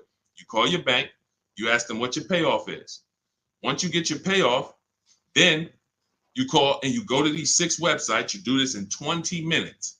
Go to Carvana.com, go to CarMax.com, go to Driveway, go to KBB Instant Cash Offer. That's going to connect you with a local dealer online to put a price on your car. All of this stuff is instant. And these are all companies that you go to, you look at they look at your car, they say, okay, looks good. They go to the accounting office, they come back and give you a check. It's that simple. AutoNation and Car Gurus, we get 6 offers because everything we do is a bid. Like in the Cars from Home way of getting cars, the way we guarantee we got all the money and we saved all the money and we paid less than everyone is we get bids. Online systems allow you to get bids. When you shop on Amazon, that's a bidding system. That's a bidding system. The real estate market at large is a bidding system. They use competition to create the price. The only industry that doesn't is the car industry, but we do it. Cars from Home, we do it. So you're going to get those 6 offers and you're going to see, can I break even selling this car? Can I make 1,000, 2,000, 3,000 selling this car or more? Some of you have a lease and you didn't drive that much. Deshone, I had the lease. I only put 5,000 miles on it. You should be selling that lease and putting some money in your pocket before you go into your next lease. So, I know there's a lot of people on here. You might have didn't know you could sell a lease. Type a question mark if you didn't know that you could sell a lease. Sean, I never even knew I could sell a lease. Type a question mark. Type a question mark. First thing we ever do before we return a lease, because we are not going to depend on a dealer. I see you, Stephen Romero. Thank you for being honest. I see you, Jason Wilson. If you didn't know you could sell a lease, how much does that cost you? How much does that cost you already? I see you, Rick. Shout out to the people being. I see you, Stino, Cat Mom. I see you, Quintel. Yeah. So what we do before I will never return a lease, and we do this about 6 months out before the lease is up. We do this equity assessment. It's the second step in my process. All of this is in my book. If you guys want if you're like, Deshone, I want the blueprint. Give me the step-by-step. That's my new digital book, Cars from Home. Anyone on Instagram, you comment 1, I'll send you the link to get it for 75% off. If you download it immediately, you could be reading it today, using it, getting a car next week. Same thing on Facebook. Type the number 1. I'll DM you a link to get it at 75% off. And if you're on TikTok, go to my TikTok bio. Now, this is only for 30 minutes. This is a welcome offer for my new book. This isn't like, oh, we don't, just 75% off. This is what I do as a welcome offer for everyone to give you an opportunity. You won't pay the normal $97 price for the book. You'll get 75% off of that. And you'll have the strategy step by step. And on YouTube, we have a comment pinned for you. So you want to get your payoff. But now, very important, Quintiel, when you go on those websites I just mentioned, those 6 websites to get those offers, when they ask you, do you own the vehicle? Are you leasing it? Or are you financing it? Just type own. You want to know, what would you pay for the vehicle? When you call your bank, you're going to ask them, do I have a third-party restriction? So you're going to get your payoff. You're going to ask them, do I have a third-party restriction? If they say no, that means you can sell direct to the highest bidder. If they say no, there's no restriction on who you can sell. You can literally sell directly to them and get your check. If they say you do, and there are companies like Toyota, Chase, there's a couple leasing companies that don't have third-party restrictions. But if they say you do, now you can't sell direct to those people. You can sell direct to a dealer that makes the same brand. So if Honda has a third-party restriction, you can sell to a Honda dealer. And that's when we have conversations with a used car manager. Again, we don't talk to salespeople, y'all. We don't talk to salespeople. They're here to make your life hard because they're trying to fight for their money. and it's all good. I give you ways to, that's why the book is called Cars from Home, 7 Steps to Saving Time, Money, and Avoiding Dealerships. You need to avoid dealerships. When you're in a battle, a sparring battle with a dealership or a salesman, you're going to lose. It's a psychological war, and they do it 3-4 times a day. You do it 3 times, you do it 1 time every 3 years. So when the way I'm teaching you to do it, I'm never sending you to do battle with these people. So if you have a third-party restriction, we're now calling local dealers asking for the used car manager. We're getting offers from them, and then we're going to sell our car direct to them. And that's how we're going to get our equity out. That's if we have equity. That's the equity assessment process. That's how some of you are like going to pick up, that one strategy alone is going to pick up $2,000-$3,000 for some of you. Everyone doesn't have equity. But if you didn't know about equity, just that one strategy is going to pick up $2,000, $3,000, $4,000 for some of you. And over the course of your lifetime leasing cars, that's going to be worth more than that. Because some of your cars will have equity, and some of them have a lot of equity, and some of them have no equity. But if you don't know about it, every single car that you give back to a dealership, you just gave them $2,000, $3,000, $4,000. And then you wonder why they say, good news, we got this deal done for you. You don't even have to put any money down. Yeah, because they're using the money from your old car. So once you assess your equity, that's when we go into shopping for the new car. We got to see if we have equity first before we think about shopping for our new car. That's step 1. Okay? Do that before anything. All right, Dolan, cue the next one out. See, I'm not going to give her, if y'all notice, I'm not going to give her the whole playbook. Why? Just to confuse her? I'm not going to tell her, oh, once you do this, then go do this, then go do this. And then when you check your car, this is how you do your test drives. And this is how you make sure. And then this is how you, why would I do that? I like step by step. Does that make sense? Type the light bulb emoji if you're on a cell phone. Type the light bulb emoji if that makes sense. Why would I give her what to do at step 5? She hasn't done step 2 yet. Get your equity, Quintiel. Find out if you have equity first. Do that exercise that I just said, and then come back and we'll talk about the next step. You come back and say, Deshone, I did it. I don't have equity. Perfect. Now let's move to the next step. Deshone, I did it. Good news. I have $3,000 of equity. Perfect. Now let's move to the next step. Okay. Go ahead, Olin. All right. So here we go. This is Selly H20 from Instagram. My vehicle was totaled this week. Sorry to hear that. Hope you're all right. I'm going to the dealer today. What should I know? The dealer today, there's 17,000 new car dealers in this country, 100,000 used car dealers. Every dealer has a different price. So you're going into what is the benefit to you of going into the dealer? You think, oh, well, I'm sold on my car. The best thing you can do right now is ask yourself the first question. Are you keeping your next car 8 years or not? Are you keeping Selly H on Instagram? Are you keeping the next car you're getting 8+ years or no? Let me know. This is Selly on Instagram.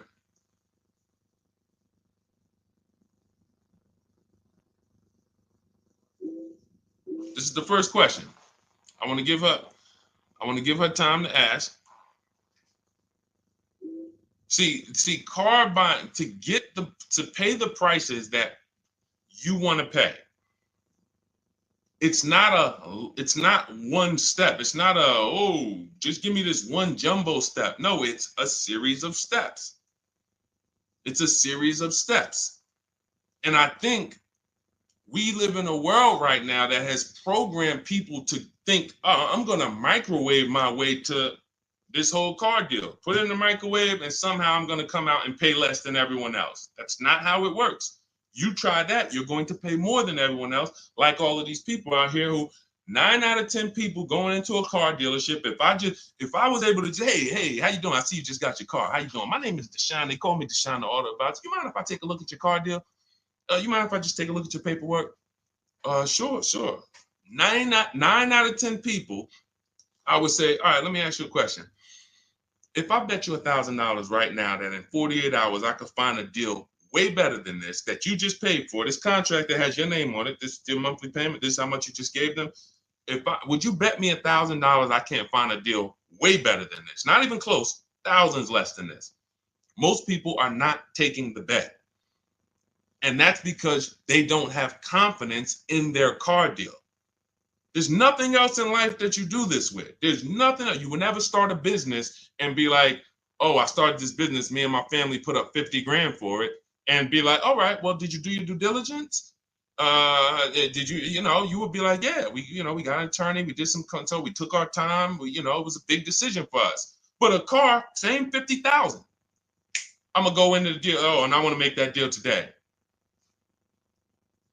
It's programming. That's why I represent the unlearn, relearn brand, because I found when I first started teaching this, if people weren't willing to unlearn, those are the people I couldn't help. But the people who, they text me, unlearning. If you're unlearning, type the letter U, unlearning. This stuff is programming. And so I want you to really get out of that programming and realize that your safety is right at home. If you realize that everything that is going to save you money on your next car is right here in your living room, it's right in your office while you're at work. If you're traveling and you got an internet connection and you're like, man, I can make a deal from the airport. That's what it's about. The place you do not want to be is in the dealership trying to make a deal. There's no leverage there. There's no ability for you to shop competition there. And that's where everyone is overpaying at. Okay, we just talked about, Brandy, how to assess equity. If you're on YouTube, you can jump on it, watch the replay, or on the replay on Facebook. The only place the replay doesn't get posted is TikTok, but on Facebook, Instagram, or YouTube, you can see the replay. We went over how to do the equity assessment, how to call your bank, how to go on the websites, what to put on the websites to see if you have equity in 20 minutes. It literally takes 20 minutes to get those 6 offers. Go ahead, Dolan, shoot the next one up.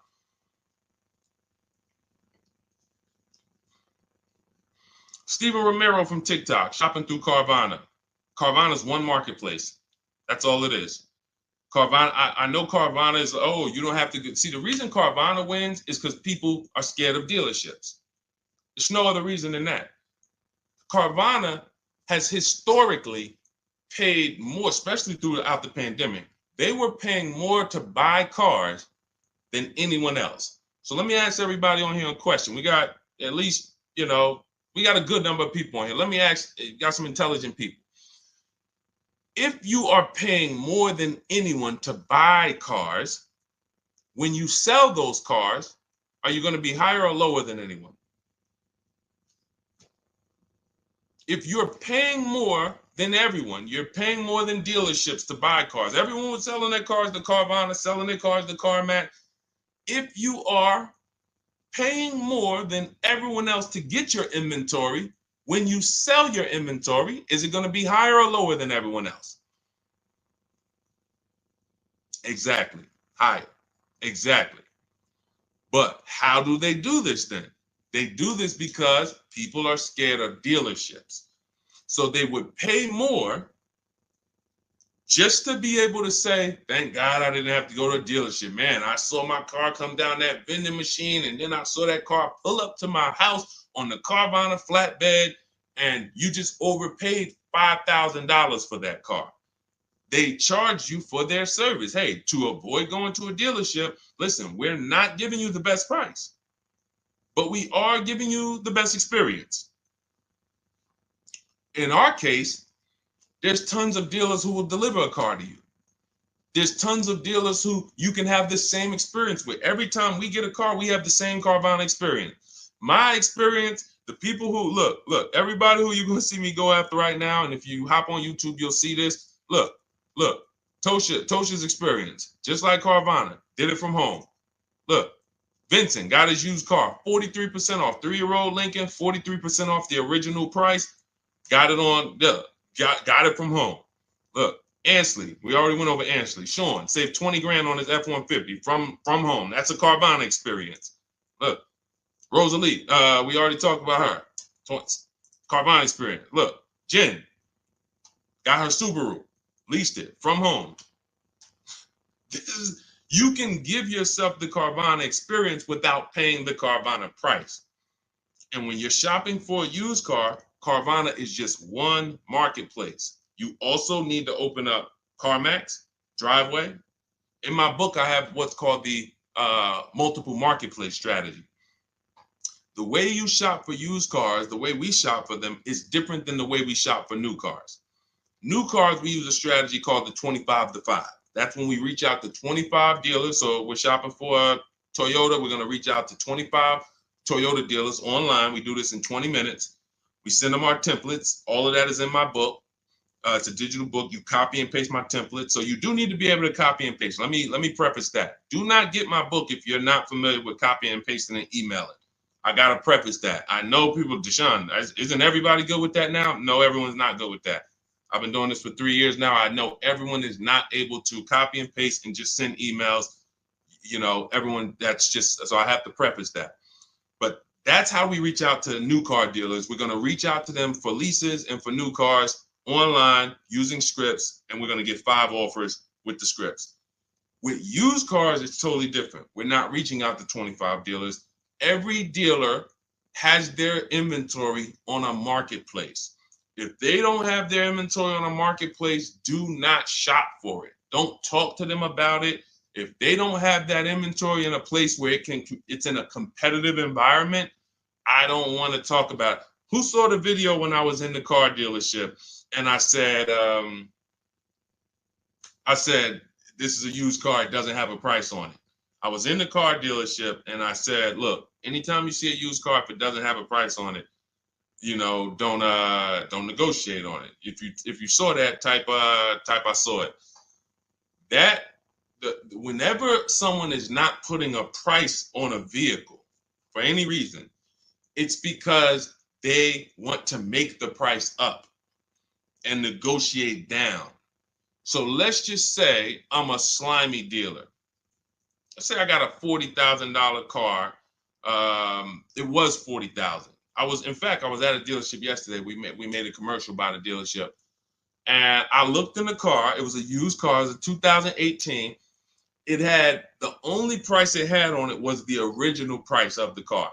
So it had literally, it was around a $40-something thousand car. It didn't have a used car ticket, $22,000, nothing like that. So it had a $40,000, and it had all the stuff that was in the car, original. But it's a 2018.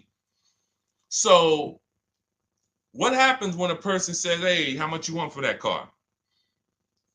And there's no internet that they're comparing that to. They're going right on there and just saying, okay, that person has a great opportunity to make up a price and say, well, you know, we're asking $24,000 for it, but you know, our asking price is $24,000. Oh man, that sounds a little high though. You know, it's 2018. You know, you can't do no better than that. You know, I mean, what you have in mind?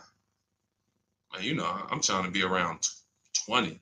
You know, I'm thinking closer to 20. Then I don't know if I could get to 20. I might be able to to see if maybe we could like split it, go up the middle, you know, between, you know, like around 22, something like that. Why don't we take the car for a ride? Let's see if you like the car. You're already in the mouth of the snake. You are literally a mouse in the viper's mouth. Once you've already agreed to talk about a car that doesn't have a price on it, you're done. Because let's just say if that same dealer had to list that car online, that car might have been listed for $18,000. But because you walked in and started talking about it and say, hey, well, you know, what do you think? This is how people leave happy. Man, you know, let me ask you, honey, you get home with your wife, like, you think you got a good deal on this? I think so. I think the guy worked with me because, you know, they said they was asking 24. And you know, I went in there and you know, we made a deal about 22, a little under 22. He took off 2,000 from me. No, he didn't. There was no real price. So this is why you want to be on marketplaces where all the prices are listed. Cars.com, cargurus.com, carfax.com, carmax.com, carvana.com. That's one of them. 8 market, eBay Motors, one more, Driveway. So there's 8 marketplaces, 8 major marketplaces. And you want to sit back and shop for your car like you be shopping for a TV on Amazon. And you'll realize once you start doing this, you'll see The same car that was at my neighborhood dealer that I liked, there's 50 of them within 100 miles of me. There's 50 of them.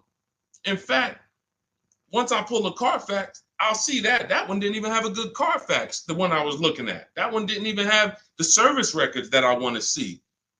These are the things, this is why shopping marketplaces make sense. You want to shop, I talk about this all the time. It's called my multiple marketplace strategy. I made videos about it. I've been posting about this since I came to social media. Marketplaces.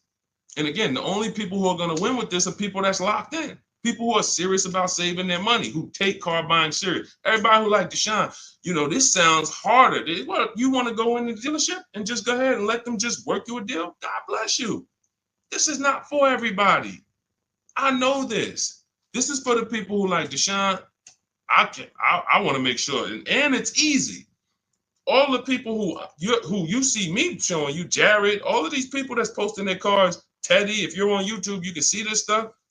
These people are never going back to the old way of shopping. We are never going back because this is so much easier.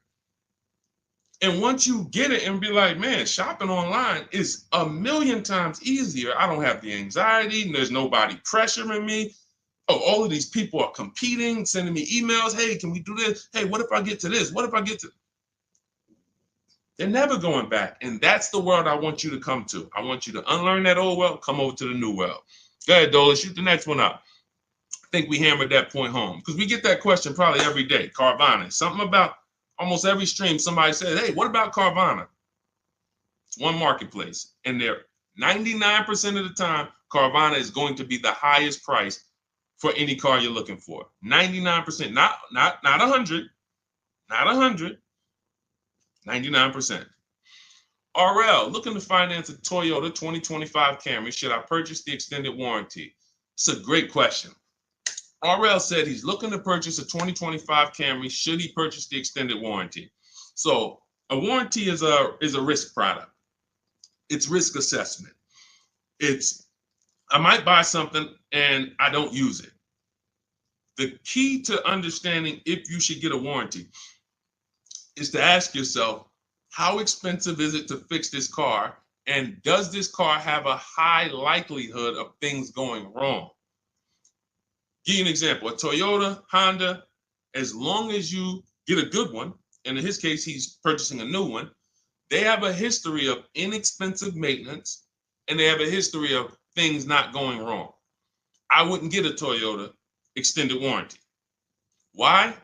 Because the $1,800 or $1,500 or $2,000 I'm going to pay, I have to get that money back and then some to make it work, to make it worth it. That means $3,000 of things need to break on that Toyota for that warranty to have made sense for me to get.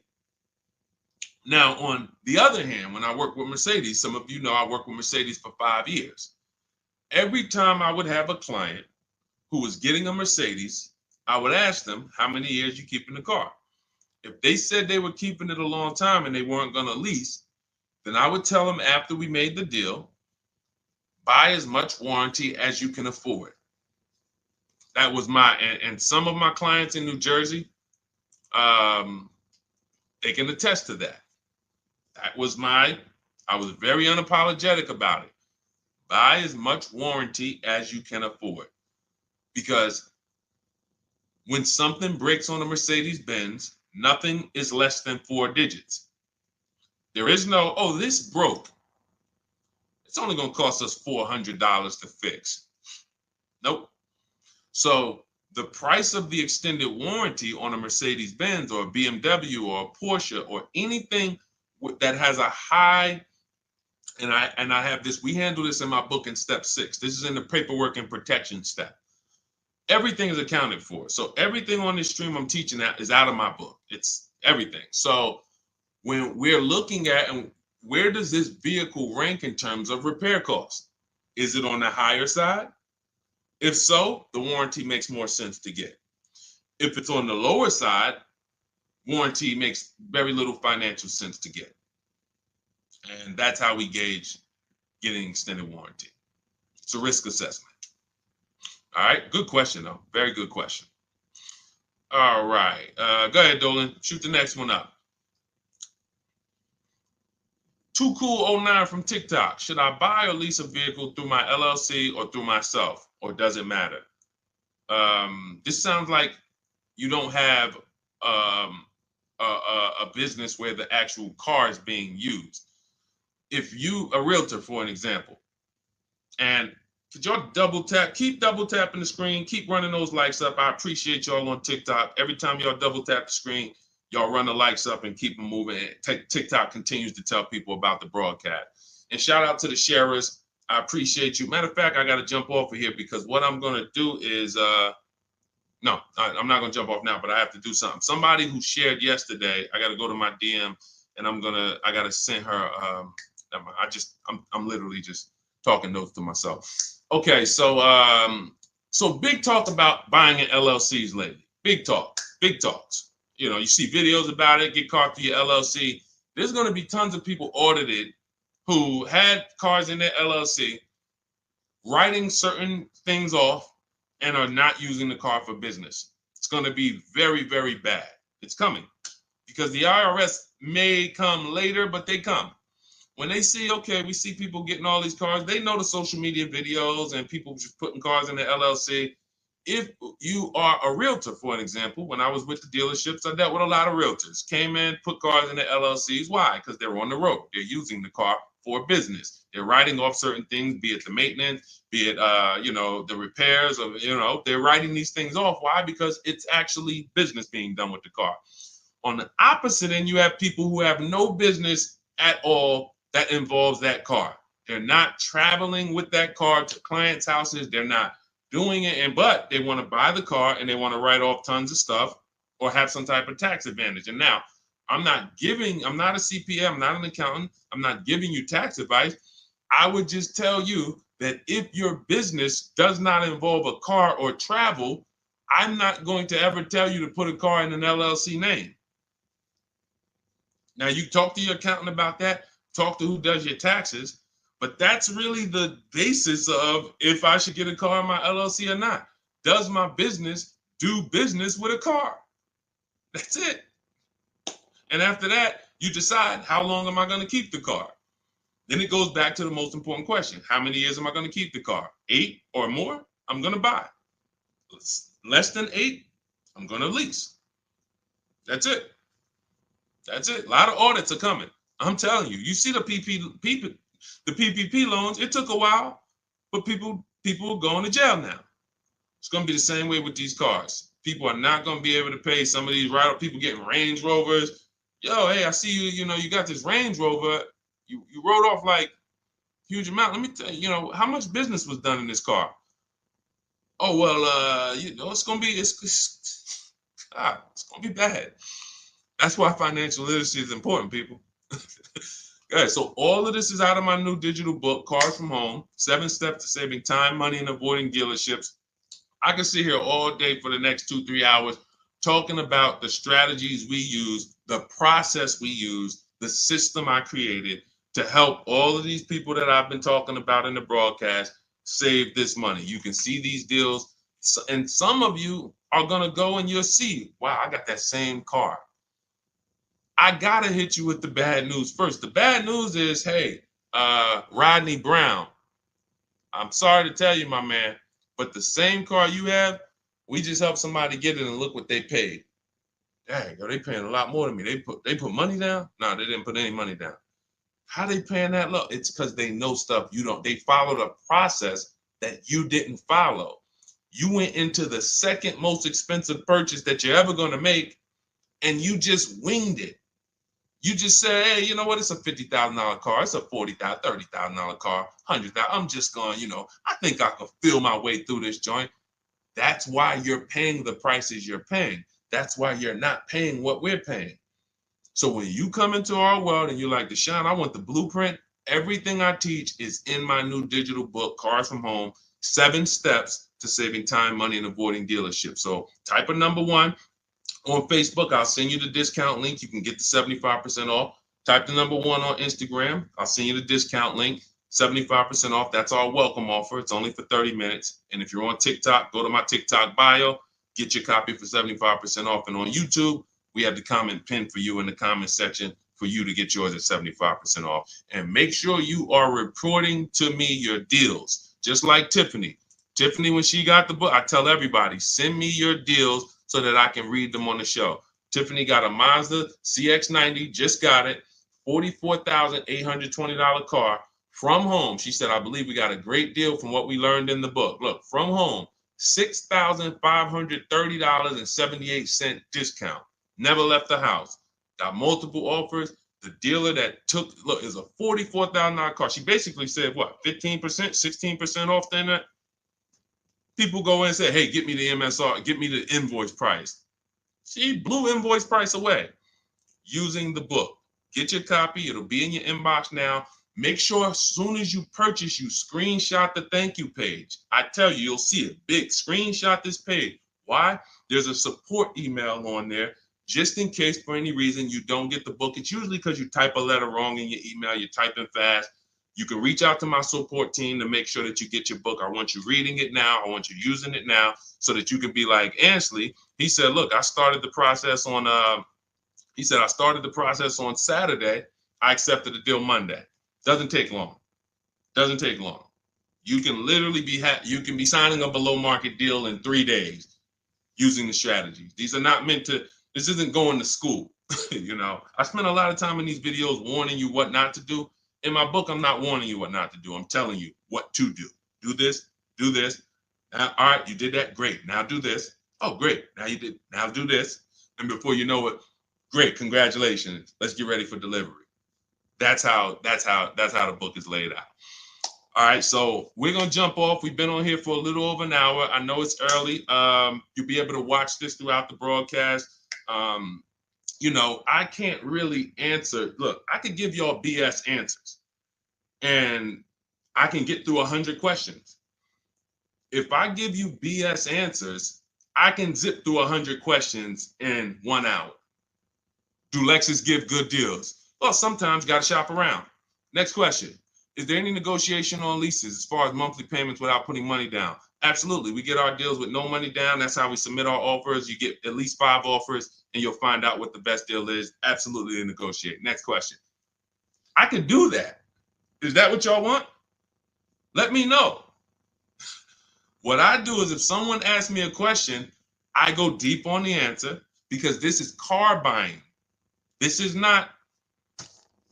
This isn't, hey, I'm gonna get a little, you know, I'm about to spend $100, you know. What's your opinion on this, Deshone? You know? So I think from what I know about people, I think you guys appreciate Deshone. Break it down for me. Break it down for me. And if you want more, if you want all the answers, get your copy of Cars from Home and you'll have all the answers. But I like to be thorough. And I can't because all I care about is the result. I don't care about I care about people writing me, Deshone, check this out. Look at my deal. Look at what I just pulled away. I want you writing me, emailing me, proud of your deal. I don't want you running into me one day if you're ever around New Jersey, New York. Hey, Deshone, hey, what's going on, man? Hey, man, I follow you. Oh, man, I used your stuff, bro, man. Oh, cool, man. How'd you do? Yeah, I think I did all right. No, you didn't. No, you didn't. Because everyone that learns from me, oh, man, I have people run up to me. I never shopped like this before. I had all of these dealers, and then the lowest dealer took off all this money. That's the one I went with. That's a person that I know. Congratulations. Great job. You listened. You trusted the process. I care about the result. And that's all I want. I want you to enjoy car shopping. I want you, it's 50, 100 grand, 5, 6 figures of your money. You deserve to enjoy it, and you deserve to pay less than everyone else is paying. That's what I'm here to do. So I'll see everybody who has the book. I'll see you inside. Use it. You'll see I link to a couple videos in there. You'll see it's some surprises in there. That's not a traditional book. There's links to videos. I got links to scripts in there. You'll see. You'll see why it's a digital book. And it's a one-time purchase. Anytime something gets updated, like Vroom went out of business a couple months ago, they used to be in our strategies. They were in our marketplaces when we shop for used cars. Vroom was on that list. And they were in the when we do our equity assessment, Vroom was on the buyers list. If I had mailed out a book, if y'all were buying a physical book for for these strategies, that means now I got to make another book, and then I got to say, all right, guys, well, this is edition 2. That was edition 1. Vroom's out of business. Next thing you know, you're getting edition 40, and you're like, dang, every time a new website comes out, because we do online, dang, I got to buy another book. Nope. With Cars from Home, what we did, soon as Vroom went out of business, I went in, I updated the master file, uploaded it, all the thousands of people that have the book, and about 9,000 people have the book right now. So this is, you can go on Goodreads, you could type in the Cars from Home book online, you'll see, oh shoot, this book is out there. It's already 5-star rated. So this is what it's about. Results. Grab your copy in my Instagram bio or my Facebook bio, or everybody that types the number 1 on Facebook, I'll DM you the link exactly to get this discounted price. Everyone on TikTok, you go to my TikTok bio, click that website, and get your 75% off. And then on YouTube, we have it pinned in the comments. So use this stuff, win with it, write me with your deals, y'all. Stop overpaying. You don't want to be like these people out here. You don't. They're getting hammered right now. They think there's no deal. Oh, when is the market going to get better? It's never going to get better for them. It's never. They're going to keep doing the same thing. And it's sad, but that's not what we're here to talk about. Let's get you to paying less than everyone else. All right. So I'm gonna jump off, y'all. Have a great day. We'll be back for another stream, sometime next week. I'll see you soon.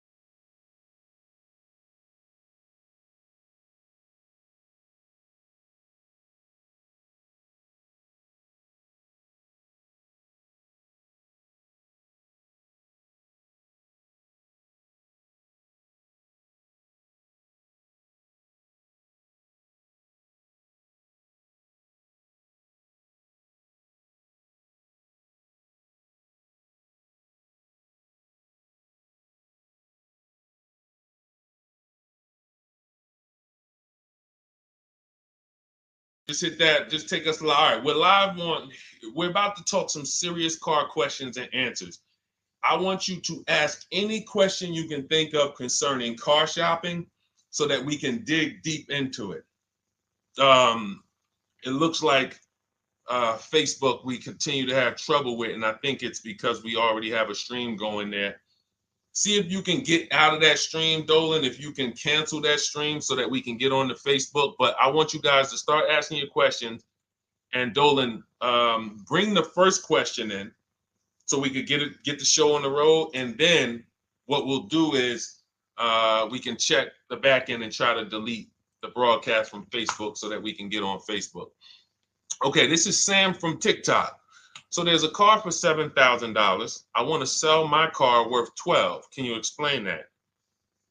Well, who are you selling your car to? If you say it's worth $12,000, then all right. We only get offers to find out what our car is worth. We don't use algorithm sites because that's worthless. An algorithm site is a site like Kelly's Blue Book. You punch in your year, make, model, and in 3 seconds it tells you your vehicle's worth $12,000. Right now, we have companies that bid against each other.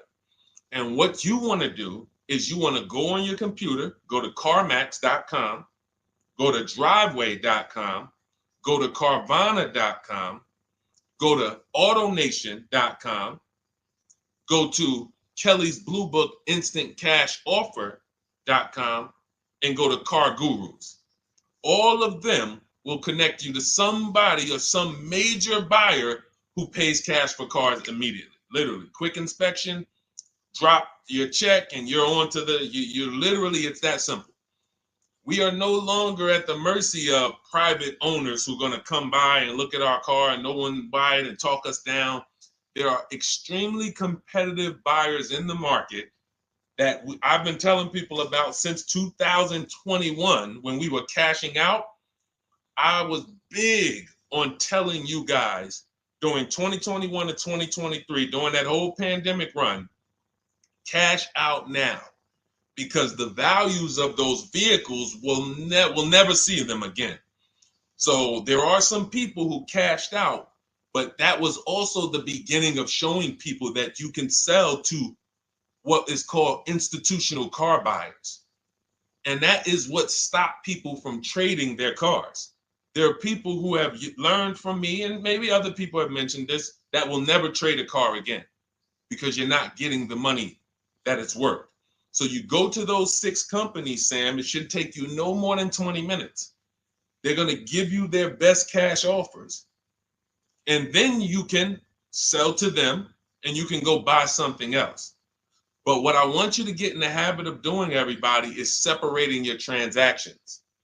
What does that mean? Who you sell your car to is different than who you buy a car from. And you need to maximize each transaction. And you're never going to do that mixing all your transactions together, which is what most people do. They go into a dealer and they say, hey, I want to buy a car from you, and I want to trade my car into you, and I need a loan. 3 transactions. We don't do that. We separate them and we bid each one out using online tools. And that's how we get the prices we get. And that's how we pay less than everyone else. Okay. So the biggest thing, first thing, is go to those 6 websites: CarMax, Driveway, Carvana, KBB, Instant Cash Offer, AutoNation. And all of you who want to find out what your car is really worth, you go to these 6 websites, get your 6 offers, and then you'll find out what your car is really worth. We do not depend on any dealer to tell us what our car is worth at all. Okay? Shoot the next question up, Dolan. And you guys can continue to type your questions. We're bringing them in from all platforms.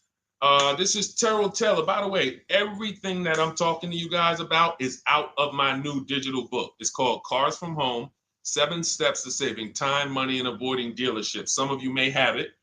If you have it, shout out to those who have it, and shout out to those who've used it to actually pay less than everyone else. And make sure I want you to be like Tiffany. Send me your deals. Send me your deals. When you get your cars, I want you to actually send me the results. Look, this is, oh no, that's not Tiffany. That's someone else who used the book. Look, used the book, got $175 a month less than her first quotes before she used the book. So send me, but you can get a copy of this book immediately for 75% off. It's normally $97. Go to my TikTok bio. You won't leave the broadcast, and you can have the entire blueprint. If you don't want to try to remember everything I'll be teaching you over the next hour, you can have the blueprint. You won't pay the $75. You'll get the 75% off. And we also have a comment pinned in the comment section for you guys on YouTube and on Facebook and on Instagram. You go to my bio. So anyway, go get it, because it's only for 30 minutes. After the timer goes off, it's $97. It's still worth every penny. You can Google it. 5-star book. You can see all the people who rated it, all the people who's using it. This isn't a test to do, but I want you to get it at 75% off. It's better to pay $24 than $97. Okay, Terrell Taylor. So you said, Terrell Taylor on YouTube said, I have $35,000 to $40,000 to buy a truck with. Should I buy a used or a late model new, 2022 to 24? So whenever we're considering a late model used car, this is a model like Terrell said, that is 1 to 2 years old. Let me tell you why I don't like shopping for those first. I like to shop for a new price first. Whenever you are buying 1 or 2 year old used vehicles, you have to realize something. How do dealers get used cars? Trade, or they get them off lease, they buy them. When you have not waited 3 years, you're not going to see a lot of used vehicles in that option, because most people don't buy a vehicle and then trade it in 2 years. So you're not going to see a lot of 1 and 2 year old used vehicles. I don't like that, because when there's not a lot of a vehicle, the people who have that vehicle get to set very high prices that we have nothing to compare it to. And that's a recipe for losing and overpaying. I've had people come to me who are looking like you, and what I say is, I say, okay, shop for a new one first. I'm gonna tell you why. When you shop for a new one first, you get to see what the market value is. So take Sean. I'm showing Sean. Some of you have seen Sean. He got an F-150 Lightning XLT, $73,000 vehicle. Using what we teach and getting bids from home, using the Cars from Home system, he saved $21,000 on a new one. That was his best offer. He got multiple offers because we always get at least 5. So his best offer, he saves $21,000. If he had gone to look for a 1 or 2 year old one of this, he would have never known that the new ones he can save $20,000 off of if he shops right. Now, some vehicles, it might be $7,000 off, $10,000 off, $5,000 off. The point is, until you know what the new market is for a vehicle, you can't shop a 1 or 2 year old one. Because what happens if you shop a 1 year old version of what Sean got, and he goes and he pays, he pays 65 for it because he thinks, or let's say 60. Let's say 60. A brand new one, 73. Someone else is charging 60. All right, it's 2 years old. Let me get that one. Not 15 grand off. Problem is, he just overpaid for a vehicle because he could have got a new one for less than he got that 1 or 2 year old one. That's why the recent shoppers, anytime you guys are shopping 1 or 2 year old, you have to shop new first to find out what the market is. Now, in my book, I have my strategies for shopping new online and shopping pre-owned. It's totally different. Pre-owned, you want to go to all the marketplaces. If a vehicle's not on a marketplace, y'all, don't shop. Don't look at it. What does that mean? You ever walk into a used car dealer and you see a used car, but there's no price on it? Type a $ if you've ever experienced this. If you've ever looked at a deal, you've been in a dealership, you see they have a used car, there's no price on it. Type a $ if you've experienced that. Okay, I see you, Terrell. Okay, perfect. I see you, Don Dickey. Okay, perfect. All right, we have enough people. All right, Makeover Forever Studios. I see you. Okay, Todd May, I see you. So this is a common thing. When you go and look at that vehicle, the most dangerous thing to do, I see you, Tony, is to negotiate on a car with no price because they can make the price up. When a car is on a marketplace like cars.com, carfax.com, carguru.com, carvana.com, carmax.com, these are all the marketplaces we shop for used cars at once. It's like a big round robin for us. This is how I want you to shop. Now you must be competitive or no one's coming. Now, there's some people who try to pull a tactic. They'll list a car for 20. They have no intentions on selling it for 20.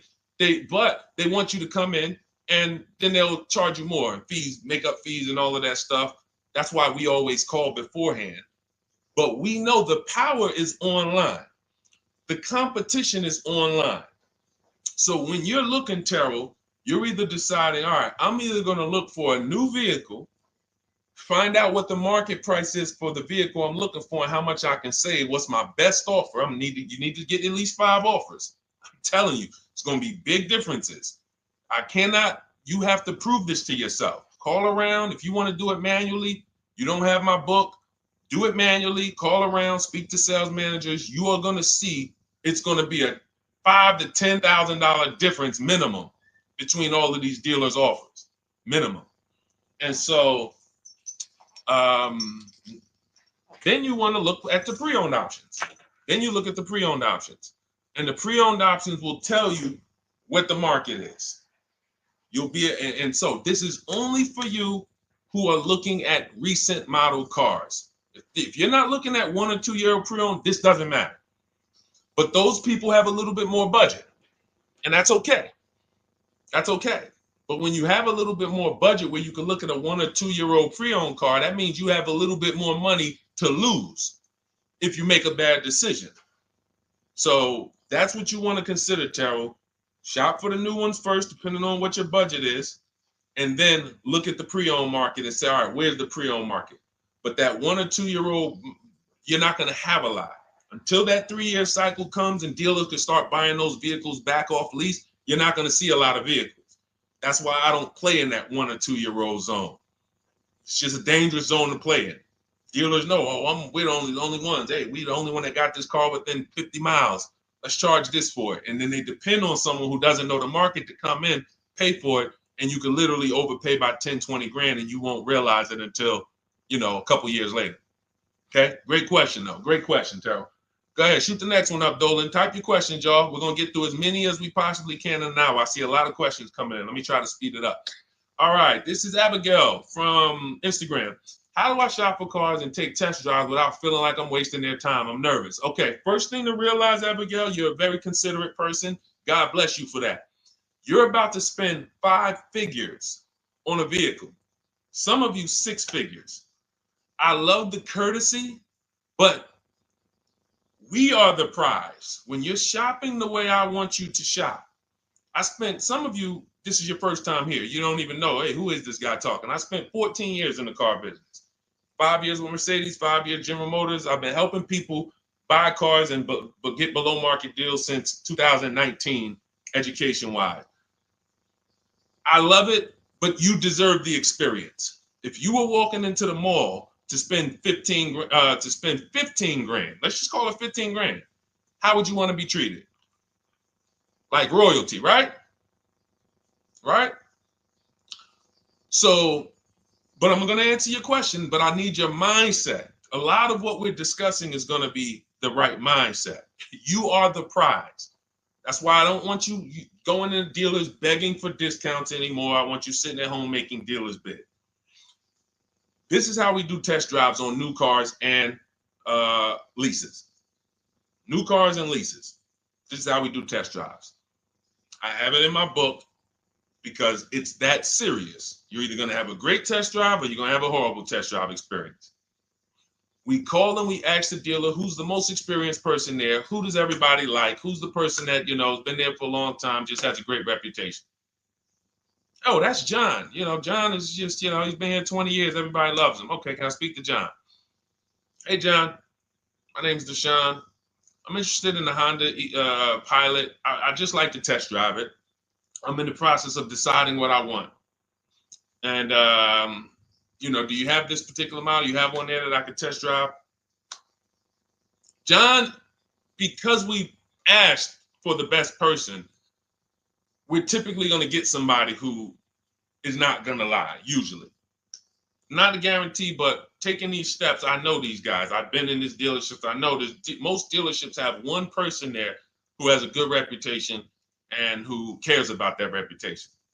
If you're enjoying this content, hit the like button, y'all. And Keith, y'all killing the likes on TikTok. Shout out to everybody who's hitting the likes on TikTok, to double tapping the screen. Appreciate y'all. And shout out to everybody who hits the like button. When we get there, we meet with John, we test drive. John, thank you so much. Can I have your card? I'll leave you my information. And if this is the vehicle I want, I'll be in touch with you. Perfect. Oh, Deshone, we don't sit down? We don't think? No, we never sit down. I'm telling you that there are things you must unlearn about the shopping process if you're going to win. And what does winning look like? Getting the most money off in the least amount of time. There's no leverage that you have when you sit down and try to negotiate with a car salesman. Every single dealer around you that wants to compete for your business, you can't talk to them while you're sitting in one dealer talking to a car salesman. That's why we don't do it. We get a card. Thank you so much. Listen, if this is the one for me, I'm going to give you a call. Simple. Pressure's off. There's no pressure in our system. You can't pressure us. That's what I want you doing. New cars, leases, that's how you test drive. 20 minutes, you're in and out. And I'm a car salesman at heart because that's what I am by profession. I would never develop a system that would allow you to waste car salesmen's time. I just wouldn't do it. I developed a system that when our people go get cars, look at Ansley. When our people go get cars, Ansley just got his lease, 1% lease, $58,000 Infiniti. Look, started the process Saturday, accept the deal Monday, all by Email. $58,000 car is paying $554 a month, no down payment. You know, we have tons of these. None of these people spent. Look at Jared. Lease like a boss, $569 a month down to $520. Volkswagen Tiguan, no money out of pocket. Let's go to a purchase. Pierre, pre-owned car purchase, got his 2022 Mazda, got a 20% discount off the original MSRP. This is 30 minutes. We are not spending more than 30 minutes in dealerships. Who doesn't want to spend more time in dealerships? Type me if you're like Deshone. I don't want to be in dealerships that long. You thought you had to be in dealers to save the big money, right? You thought you had to be in dealers to save the big money. I'm showing you as someone who pays less than everyone and who teaches people to pay less than everyone. Look, Kimberly, $20,000 off a Maserati, shopping from home. Because when you can talk to more people at once, the discounts fly off. And you see that all these dealers want to compete. So what you want to do, the best thing you can do to not waste people's time, Abigail, is to shop from home the right way. Because when you shop from home the right way, you realize it's only a few things you need to be in the dealership for. That's your test drive. I just told you how to set it up. With used cars, we do it at the end. But we're only there for a second. In fact, when you go to pick up your car, they're going to tell you, thank you. This was one of the most easiest deals I ever made in my life. Because you came in, you emailed us, you knew what you wanted, you gave us the information we needed, we made you an offer, you knew what you were decisive. We have all these scripts. By the way, in my book, I have all the email scripts. You don't have to even think about what you're going to say. It's literally copy and paste, copy and paste, copy and paste, copy and paste when we're shopping for new cars and leases. With used cars, before I go to the next question, I want to hit on the used car process. Used cars, we must test drive at the end. We can't test drive used cars over here and then go and buy another used car over here. So what we do when we narrow our choices down on all these marketplaces to our top 5 favorite vehicles, we need to verify that there's no bogus fees. When I was shopping for my Infinity truck, I narrowed it down to 4 vehicles. But I'm going to tell you something that's the most. Who's bought a used car in their life? Type the letter U. I need you guys to program what I'm about to say into your brain cells for the rest of your life. Type the letter U if you bought a used car or if you plan on buying a used car one day. Type the letter U. All right. I see you, Michael. Don Dickey. Okay. Terrell. I see you, Blizzy. Tony. Okay. Lori. I see you. Victoria. Anybody who plans on this. Let me tell you how. Okay, let me tell you how. All right. See, when I'm about to reveal big stuff, I got to kind of see how I want to say it. The marketplaces that we go to look at used cars on, they're never going to tell us what a great price is. And I'm going to tell you why. The only thing that matters, let's say we're looking at 4 white Honda Accords. 4, they're all white. These are the cars we want. We've narrowed it down. We're looking at 4. They all got similar miles, and their asking price is $20,000. The marketplace is going to tell you what they think a good deal is based on algorithms. Based on all the vehicles listed on the market, this is a good deal. This is a bad deal. Here's what matters. How much was the original price of each vehicle? Why is this the only important thing? Because if we're looking at 4 white Honda Accords, but one of them was $35,000 when it was new, one of them was $39,000 when it was new, has a sport package, some special technology. One was $31,000 when it was new, one was $29,000 when it was new. What's the best value? What's the best value? You see how we clearly just went from, wow, all of these vehicles look the same, similar price, similar asking price. But once we found out, wait a minute, this one right here was $38,000 new. This one here has the cameras in it all around and the self-driving package, and it has the same asking price, or it's maybe $1,000 more. This is what I call the true value discount. The true value discount. And let me tell you why the marketplaces will never tell you this. Because if they advertise the true value discount, someone has to be at the bottom. In other words, when you're looking at Honda Accords, if you could go right to the true value, who's giving me the biggest discount off the original MSRP? That means the car at the bottom, they might be giving you no discount off the MSRP. We saw that during the pandemic. It was people selling, who remembers people selling Toyota Camrys, 3-year-old Toyota Camrys, for the same price as they were when they were new? There was some deal, everyone wasn't. I know a couple dealers, I know a couple general managers who run dealerships who are ethical. And they said, look, I don't care what the market does. I can't sell a used vehicle for the same price it was when it was new. I'm not doing that. Because when that customer comes back in 3 years to deal with me, I'm going to have to help them again. And if I buried them in their car, then I'm not going to be able to help them. But there were plenty of people who was. The true value discount is all that matters, which means we have to know what the car was new. We have to find the Maroni label. We have to go on the Carfax. We have to go to where the window sticker is and get the original price. And then we'll clearly see, oh, that's the best used car. And no one else shops like that. No one else shops like that. If y'all get that, type dollar signs. If you get that, what I just said, type dollar signs. That is what is important, not what they tell you is a good deal. So going back to me, when I got my Infiniti truck, 4 vehicles, all in a similar price range, all white. They were between $1,800 difference from each other, similar miles. But once I found out that one was 46,000 new, one was 48,000 new, one was 52,000, and the one I ended up getting was 54,000. That separated it. The one that was 54,000 new, they were giving me a 42% discount asking price. These are things that help you cut through the mess, the smoke and mirrors of the car business. In order for you to win and pay less than everyone else, you have to cut through the smoke and mirrors. That's what I'm great at showing you because I was in the business. So these are the things that, again, if you say, Deshone, I need the whole blueprint. I need to give me the step-by-step. Leasing, used cars, high mileage, new cars, give it to me step-by-step. That is my new digital book. It's called Cars from Home, 7 Steps to Saving Time, Money, and Avoiding Dealerships.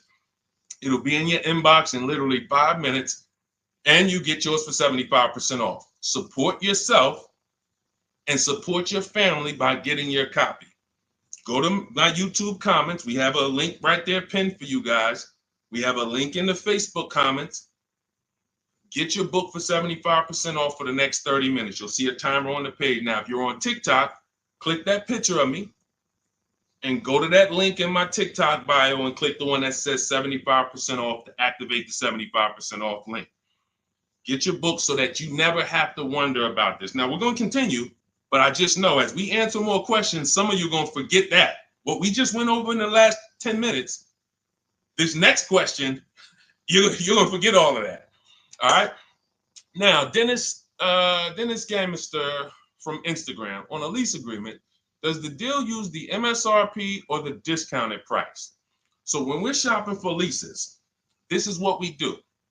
We get all our offers with, this is how we construct our offers. If you've ever looked on these commercials and you saw, well, Deshone, when I look at leases, though, it seems like, one, they limit me on miles. And then I also see that they want a bunch of money up front. You are correct. But they only limit you on miles according to the miles you told them you were going to drive. They don't pick the miles for you.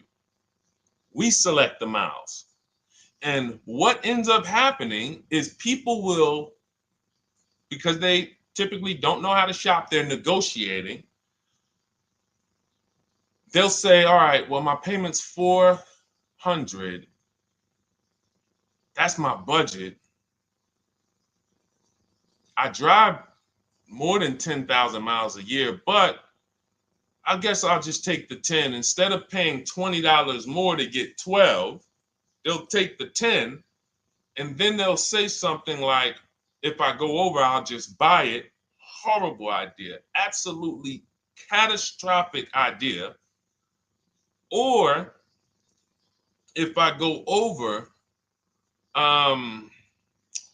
they blame the lease. They literally will get the penalty, get the bill for the 6,000 extra miles that they used, and they're charging them 25 cents a mile now, and say, man, this is why I don't want to lease, because they limit me on my miles. No, they didn't. To save $20 a month, you pick the lower miles.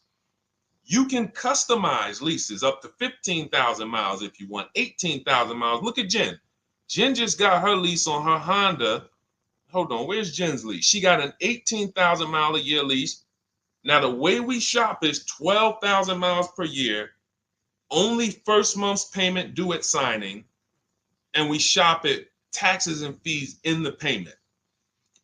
Jen, her best offer on her Honda CR-V hybrid, which is one of the most popular hybrid crossovers in the market, she got $512 a month, 12,000 miles. That's a 1.3 lease. We'll talk about the 1% rule for great lease deals and the 1.5% for overpaying. She gets 1.3. She bumps it up to 18,000 miles per year. But look how much more, y'all. $50. So for $50 more a month, she, instead of driving 12,000 miles, she gets to drive 18,000 miles. And she gets to drive as much as she needs to for $50. Versus her saying, you know, I'm going to take the 12 knowing I don't drive 12, and then I'm going to get penalties and, again, blame the lease. The lease is custom. And the first time I learned about high mileage leases was when I was working at Hyundai. I was a manager at Hyundai for a short period of time. It was a highway dealer. The guy ended up going to jail. It was typical, like, you know, I've worked in some dealers, some phenomenal dealers, but this one was like, if you ever could imagine the prototypical highway scam dealership, I mean, this was it. So I was only there for 6 weeks, but I was a manager, and what I saw was I was taking care of this guy's lease who was just finished with it. He had 72,000 miles on it, and I went out there and I said, wait, you leased this 72,000 miles? He said, yeah, I always lease now. He said, I used to come in every time I bought a car, my negative equity was ridiculous, $15,000, $10,000. I had to keep writing these big checks, and I just said, you know, let me switch to leasing. A customer taught me about high mileage leasing. That's why when I say car salesmen aren't trained, they're not trained. We learn things by intuitiveness and curiosity, and, you know, we're not trained on finance and insurance and leases versus buying, none of that, you know. So anyway, I said, wow. And so I looked at his payment. This guy is only paying like $175 more a month, not even, to drive 25,000 miles a year. So if a normal Hyundai lease was $299, he's paying $450, $475, and he's driving 25,000 miles a year. Boom. Drops it off. Boom. No negative equity, none of the trash that most high mileage drivers are dealing with. So when we are shopping for a lease, we have to shop with our template. Whenever you're getting your lease quotes, it's 12,000 miles a year, first month's payment only due at signing, taxes and fees in the payment. Assume tier 1. That's what we blast out. In my book, I have something called the 25 to 5 strategy. We connect with 25 dealers online. You use my email scripts, copy and paste. We're going to get 5 offers. This will take you. You saw Ansley. He said, I started it Saturday. By Monday, I accepted a deal. This doesn't matter. This is a 24, 48-hour turnaround to start getting offers on these vehicles. Now, once we're looking at offers, we take the MSRP. We take the monthly payment. We divide it into the MSRP. So let's just say we're shopping for a vehicle. It's $40,000. One of our offers is $400 a month. $400 a month. No money due at signing. Just $400. We drive off. We divide that into the MSRP, not the selling price. The MSRP. So now we divide that into $40,000. we can see and we multiply by 100, that's a 1% lease. The 1% lease rule has been around for the last 20, 30 years. If you could lease a vehicle and the offers is under 1% of the MSRP, it's a steal, great value. Because these a $40,000 vehicle with no money down to buy would cost probably $800 a month on a 5-year loan. So it's incredible value. It's a steal. You don't have to worry, am I overpaying? Nowhere near. You're still in the vehicle. And we have some people who shop from home using the car. If you're Deshone, do those deals really exist? If you're on YouTube or Facebook, you can see right now, look, Greg got a 1% lease on his Kia EV6 Win, $527 a month, $56,000 vehicle. Look, Zafrina, $579 a month, $65,000 vehicle. Ansley, you saw Ansley's Infinity. Rosalie's Infinity truck. Right here. Look, it's paying $592 a month, $59,000 vehicle. 1% lease deals are out here when you know how to shop. Now, that's a steal. That doesn't mean that's the best. I mean, that doesn't mean, oh, if I can't get a 1% deal. In order to get a 1% deal, you have to not just shop. You need major support from the manufacturer. The lease program has to be good. The rebates have to be good. The residual value have to be good. The money factor, which is the interest rate, have to be good. There's a lease program that no dealer can control. So when we get these offers, that's how we're judging them. Divide the monthly payment into the MSRP. In my book, I have a calculator that I created where we put all our offers into it, and then it spits out what we call counter offers. So we get 5 offers, 7 offers, we put them all into this calculator I created. Again, this is the best $24. If you get there for $24 before that 30-minute timer and you get your copy, it'll be the best $24 you ever spent. I hold myself accountable to that. You can Google the book and read the reviews. There's software that we created that that's how you're judging your leases. You're looking and you're comparing to the 1% rule. Now, when you get to 1.5%, we can't make those deals. We're paying too much for a vehicle that we're giving back. We have to see, there was no indicator before I created the 1.5% rule. As much as I love educating people on leases, the only people who should be leasing is if you're not keeping your cars 8 years. All of you long-term people who are like, you keep your cars more than 8 years, don't think about leasing at all. You should be shopping for below market purchases. But if you're not keeping your cars 8 years, you're losing thousands of dollars not leasing cars. Depreciation is where you lose. Resale value is where you lose. So the 1% rule is what our anchor is, but 1.2 is great value. 1.3, great value. 1.4, good value. 1.5, good value. Anything over 1.5, now we're paying too much for a vehicle that we're giving back. So that's how we're judging. That's how we're judging and comparing our lease offers. And with the calculators that are in my book, you can literally do this in seconds. This stuff, these mathematical things that used to be complex, even hard for me to explain, when you're using the stuff in my book and you're seeing, wait, man, there's calculators, I can do this, boom, boom. Why don't these calculators exist on Google? Because anything that makes dealers compete, they're not going to make for you. They'll make stuff for you that allows you to see more and do this and make it easier and faster and connect to get a loan quick. But competition, any tools that create competition, they're not going to make those for you, because that's where the real money comes off, when you make dealers compete. Okay, so you want your copy of Cars from Home, 7 Steps to Saving Time, Money, and Avoiding Dealerships. Click the picture of me on Instagram or TikTok. It's going to take you to my bio. You won't leave the broadcast. Click that link, and then click the button that activates the 75% off, and you'll have 30 minutes. Once the timer goes to 0, the $97 price is what you have to pay if you want it. It's up to you, but $24 is much better than $97. $97 is still a great price. I have no doubt that you guys would write me, especially the more you use this. 1, 2 cars, 3 cars. You get 1 lease this year, a used car next year, a new car about 4 years, and Deshone, what about when websites change? What about, this is an online system. Websites go out of business. Vroom went out of business. They were in my book. We used to get bids from them. to sell cars to them. When we were shopping for used cars, they were in my multiple marketplace strategy. They went out of business. I went right into the master file, updated the 9,000 people that had a book. It was probably like 2,000, 3,000 at that particular time. And the next time people opened the book file, there was no room. That's why the book is digital. That's one of the reasons. You'll see the other reasons is I have scripts that I link you to. I have PDFs I link you to, videos I link you to. I couldn't do this with a real physical book. So again, in the YouTube comments, in the Facebook comments, we have a link for you guys to get your book at 75% off for 30 minutes and use it. All right, Dolan, shoot the next one then, brother. Let's go.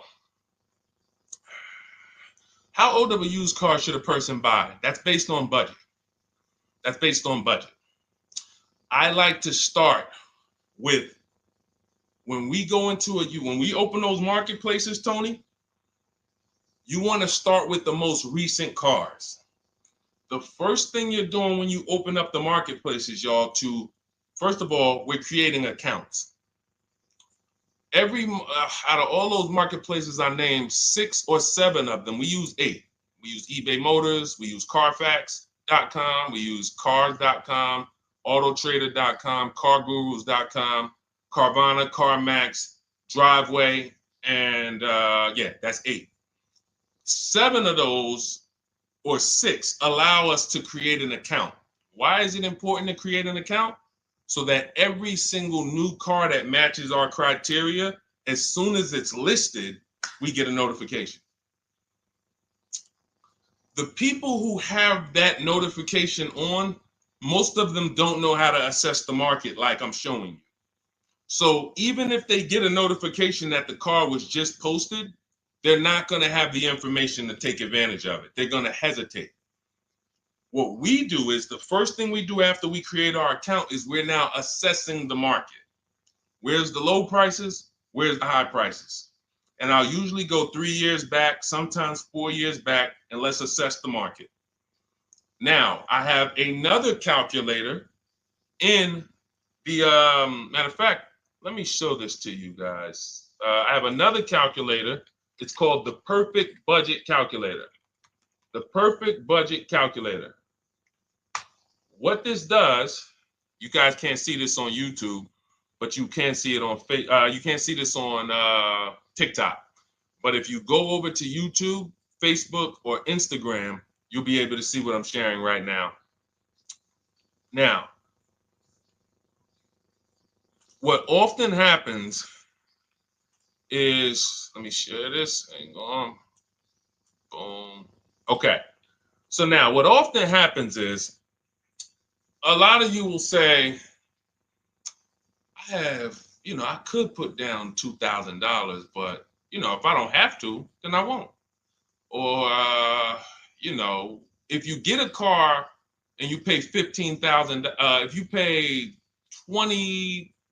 pay $500 a month for 5 years, that's a lower price you paid than paying $500 a month for 6 years. So ways to manipulate our budget is to shop within our budget for a shorter loan. This is all stuff where I said, okay, people don't know they need to be doing this. So let's make a tool that does it for them. And this is, you get access to this when you get your copy of Cars from Home, my book. So let's say we do something called an equity assessment. Everybody who has a car, remember I was mentioning a little while ago, we go to these websites, Driveway, all these, and we find out what our car is worth.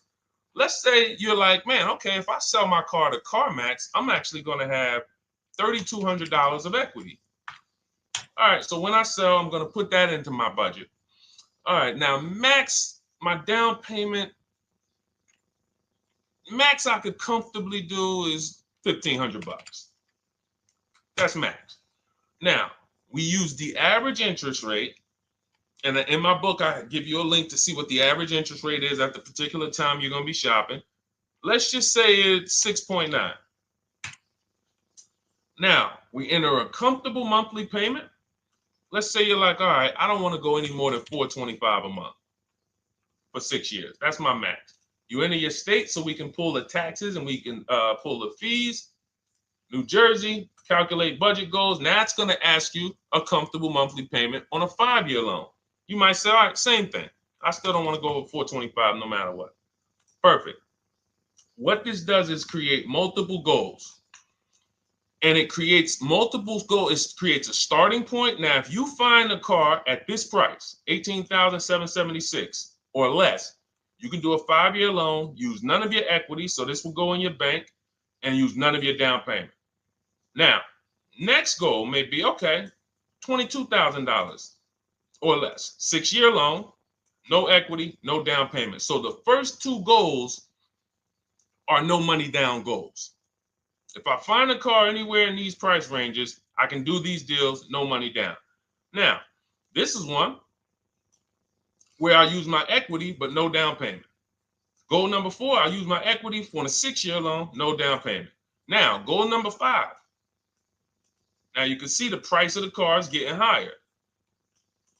Use equity, use my use equity and down payment, but it's 5-year loan. And then here is your max budget. Your max budget, which is fine. There's nothing wrong with if you find a vehicle that, once you use this and you find the best price vehicle, as long as you are under this number, you are fine. The problem is when you go over that number. The problem is when you go over budget. All of these goals are your budget. So when I got my Infinity truck, I got my goal out. It was my 4th goal. 4th goal. 4th goal. Now, this is how you make sure when you go out to shop, and look, you'll notice, look at the top. What does it say? You select your state determines the sales tax, will factor it in, give you precise figures. Now, you'll notice, what about the fees, Deshone? Don't all these cars charge fees? We've already factored in the taxes, and we've added $1,000 for fees. What is $1,000? The documentation fee and the motor vehicle fees.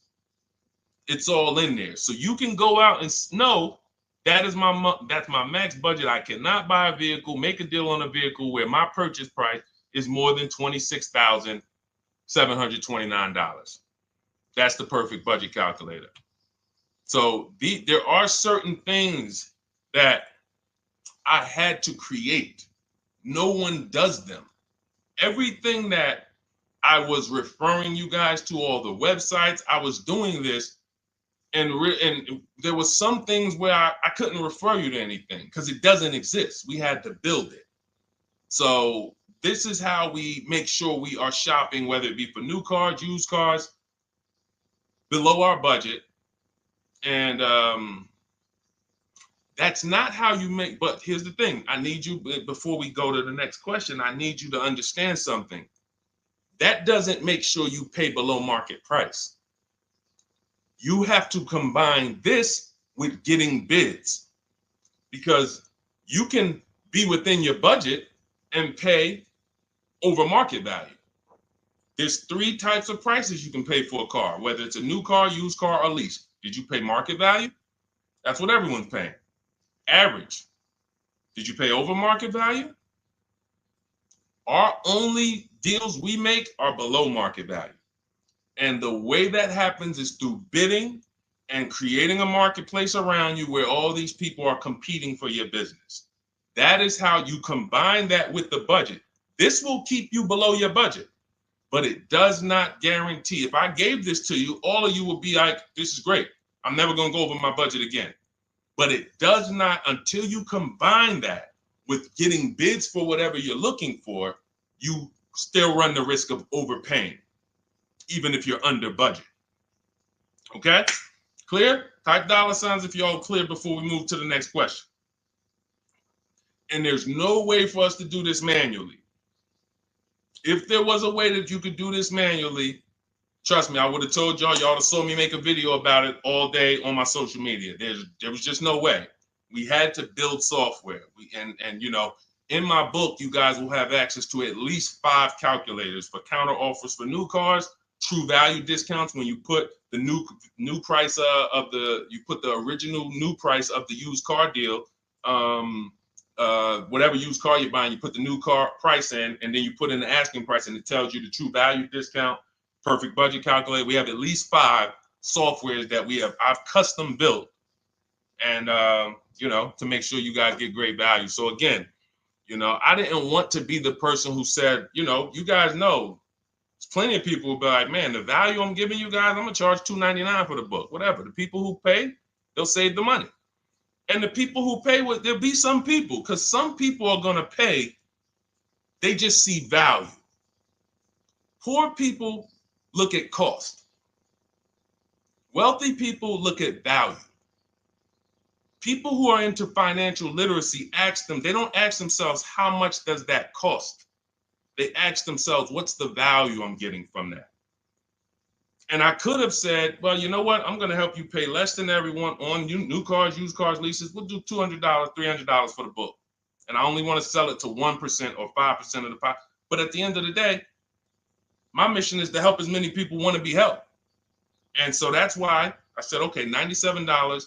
But even our welcome offer, you got a chance to get it for $24 if you get there before the 30 minutes is up. Okay? YouTube link, get your copy. And make sure you save the support email, guys. If you see it scrolling across the screen. If, for instance, you don't get your book in 5-10 minutes, it's usually because you typed your email wrong. Reach out to my support team. They'll get you the book immediately. And soon as you pay, go to TikTok. Look, y'all see the links. Go to my bio on YouTube and Instagram. Get your copy. And as soon as you pay your $24, there's going to be a page that says screenshot this page. Right on that page, you can access your book. I want you to have the book immediately, but I also, in case some of you type wrong, big thing, we fat finger stuff. I want you to have the support email so that you can reach out to my team so we can make sure that book is in your inbox so you can use it and start saving money and building confidence. Okay, Dolan, next question, man. Let's keep it rolling. Okay, there's something about Mary on Instagram. I bought a car as is, and in less than a month, motor lock, can I sue for selling me a lemon? I'm not a lemon law attorney, but that is not what a lemon law case is based off of, in my understanding. Lemon law case is based on you buying a vehicle and the same thing continuing to go wrong at least 3 times. That's a general overview of, what the lemon law process is. And if y'all are enjoying the broadcast on TikTok, can y'all just double tap the screen and keep running those likes up? Every time y'all do that, y'all help TikTok bring more people here, and I appreciate it. If you're going to spend some time with us and, every time just you hear something you like and you're like, man, we got to share this. Oh, and shout out to Madhu for sharing. Here's the thing. I made a video about this the other day because a friend of mine got a used vehicle and the transmission went out on him in about a month. So it wasn't the engine. But when you buy a vehicle as is, it's very tough for you to have any recourse, anything that you can do, because you're signing a contract that specifically says as is. It's very tough. What I would do if I was you, because the damage is done, I just find out what it would cost me to put a used engine in the vehicle, rebuilt in a used engine, salvage yard. You need to, and especially if you're buying cars that you're paying cash and you're buying as is cars, these are probably cars that are under 10 grand, 12 grand. You need a mechanic. See, because that's a strategy. There is a great strategy called buying inexpensive cars and having a local mechanic so you could do what's right. Oftentimes you could drive those cars for a year or two and sometimes sell them for what you got for them because you've outlived the depreciation. Those cars are not depreciating as much unless you overpay for them. If you overpay for it, then it's going to drop because you overpaid for it. But if you pay a great price on some of these vehicles, you can oftentimes win with this, but it requires skills. One of the skills is, how do I avoid engine issues, transmission issues? So a couple things. for those of you who may be going this route, you need to narrow your search down thoroughly based on title history, service records, accident history. That oftentimes you'll see, if I typed in right now 2018 Subaru Outback longevity. That's one of the things we do. It's in the 4th step of my book. Before we get prices on anything, we do a quick 5-minute search to make sure these aren't bad cars. There are bad cars out there, but there's data that shows us. If I type that in, it'll tell, okay, these vehicles are known for lasting 100,000 to 300,000 miles, depending on how they're maintained. That means you could have a quality vehicle, but if it wasn't maintained correctly by the first owner or owners, it's going to break down. The life cycle is cut short. These are preventable mistakes by simply checking Google. Now, we narrow these things down based on title history, service records, accident history. Once we do that, I don't mind buying a 10-year-old. I bought a car that was it's my around the city car. I drive it probably 200 miles a month. I bought it from a owner in South Orange. He was a 98-year-old man. He's had it for 10 years, and he knew everything about it. He leased it for 3 years, then he bought it. So he's really had the car for its entire life cycle.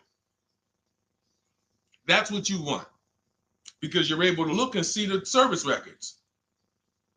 I don't mind. We have to take the risk off of ourselves, and the risk off of ourselves with used cars to prevent ourselves from buying these used cars that are breaking down on people, and they're always in the shop, and they're dying on the road, and you got to keep the tow truck on speed dial. It's simply a matter of checking to see the reliability records of the car, which is easily accessible on Google, the way I just said, and then making sure the one we get was actually maintained correctly. And that's going to give us the best chance of having a great experience. These are the steps we must take. But in your particular case, there's probably, I don't think you have a case. You can certainly reach out to a lemon law attorney. I don't think you have a case at all. I think because it's buyer beware with cars. It's buyer beware. That means it's on you. If something goes wrong, it's on you. And so what I would do is I would find a local mechanic that I trust, that everyone loves in the neighborhood, and I've been there for 10 years, 20 years. And I would say, listen, can you find out what it would cost me to put another engine in this vehicle? My father did this on his GMC Envoy about 6 years ago. It was a 2008 Envoy. The engine went out on him. He put a new engine in the vehicle. One of the best $2,000 he ever spent, $2,000 or $2,500, whatever it cost him. They put a new engine in that vehicle. He still has it. He's about to sell it for about $4,000. He's had that vehicle from 2013. Think about that. A lot of people, engine goes out, they sell the car. It's worthless now, so they take the loss. Meanwhile, man, let me come up with $2,500, and I still got no car payment for the next 6 years. We don't need to be so quick to go replace our cars. If we follow these strategies, we can actually, I love to see more people doing that. Just go fix the car. But don't go to the dealership to fix it when they tell you, hey, the engine's going to cost $10,000. And what does the dealership say, y'all? When you have these major issues and the dealership tells you the transmission is $7,000 and a new engine is $10,000, what's their suggestion? What's their suggestion when they tell you that? Because they already know you're gonna be like, yo, what the heck? I can't pay all of that. What's their suggestion? Let's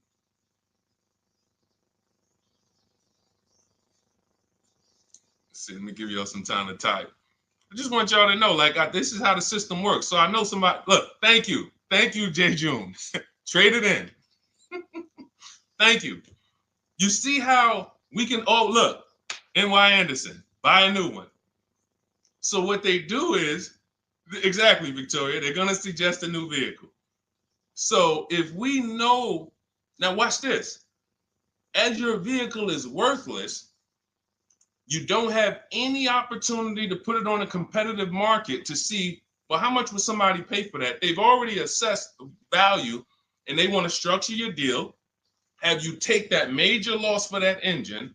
They're going to put the engine in for a lot less than that, and they're going to resell it, and now they sold you another car. When you could have just literally went to a mechanic, got a rebuilt or got a used engine, put in that vehicle, cost you $2,500, maybe $2,000, and literally you're on the road for another couple years with no car payment, keeping money in your household versus now I'm in another $400 a month payment. Okay? This is what it's about. And if you're like Deshone, well, I don't want to keep a car that long. We talked about you earlier. You shouldn't be buying cars. Because the keepers on here who keep cars 8 years, 10 years, who has a car they've had in their driveway for more than 8 years? Type the number of years. I want to explain something we're gonna help a couple people learn a lesson here about themselves, because they're gonna be like, they're gonna realize they're not keepers.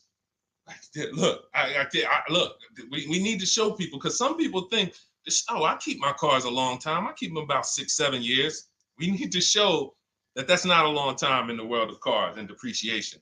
So Michael, 15 years. Michael got a car that he's had for 15 years. Let's go. Type the number of years you've had it if it's more than 8. Look, Vancia, 11 years. Let's see. See, a lot of people don't keep their cars. Look, N.Y. Anderson said, I drove my last car 14 years. All right, Connie, 15 years. She has a 2004 Chevrolet. Tony on Facebook, 2006. Now, watch this, y'all. If you ask me, Deshone, what's the way to get the most money out of a vehicle? It's to do what they're doing. Tanaya, 9 years. No, Renata, not less than 8. Not less than 8. We're trying to put you into a different cat. We're trying to help you see the category you should be in.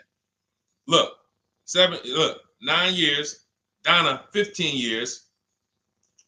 What's so important for y'all to see about these people is that they have beat depreciation.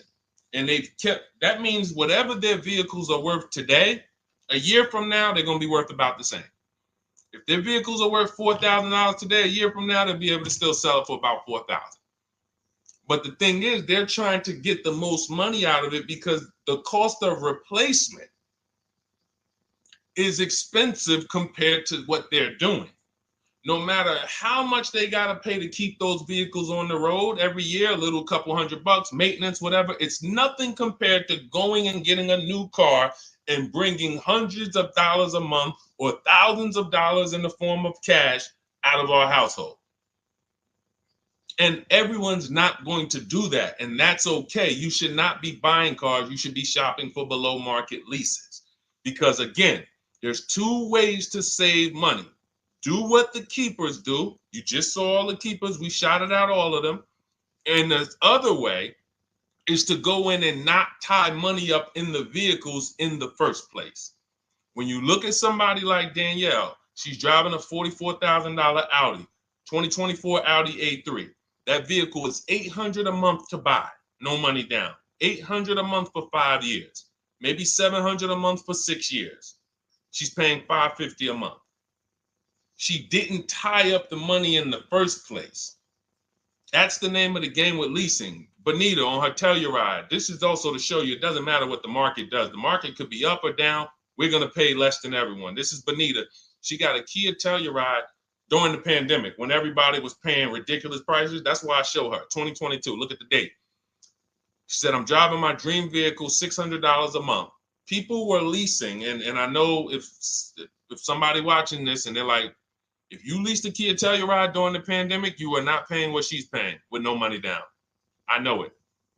I know it. People were DMing me, Deshone, I want a Telluride. They want $900 a month for them. I know people weren't paying $600 a month, but she came in, used our bidding system, used the same strategies you're going to have access to in my digital book. She got $600 a month from home without being in a dealership. Her dream vehicle. This is how you win.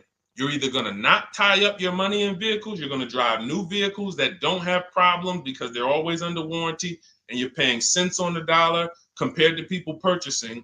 Or you're going to be a keeper like Michael and like Donna and like the people who said, okay, I'm keeping my vehicle this long. That's why in my book, it's 7 steps.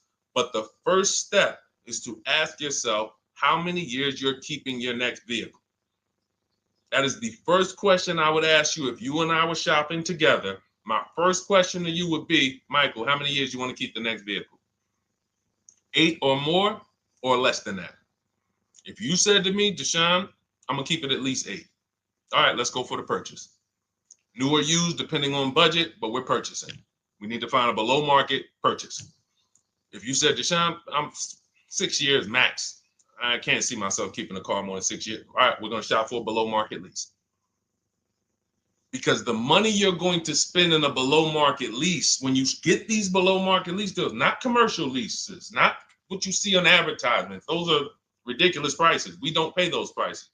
None of these people that you see, Greg, Charles on his Palisade, none of these are advertisements. They're thousands less. But when you're putting money in the cars and you're driving brand new cars, this is how it was for me when I was 22. This started for me at 22. I was working for Pontiac, and I leased a brand new Pontiac G6. It was $256 a month.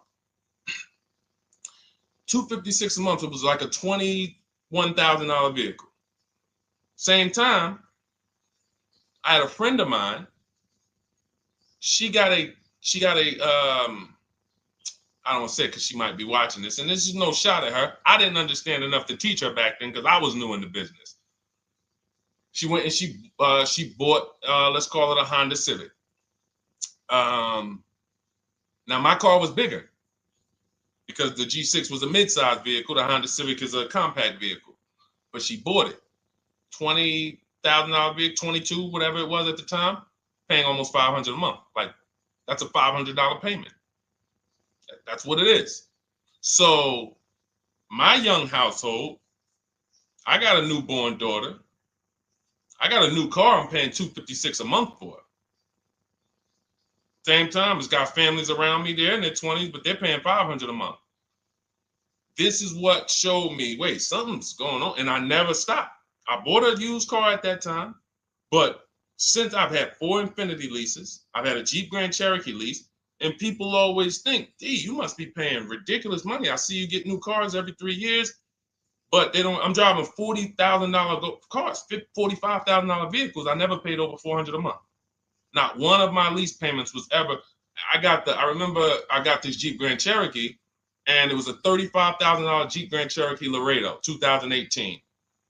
When I got my offers, the best offer was $330 a month. 12,000 miles per year.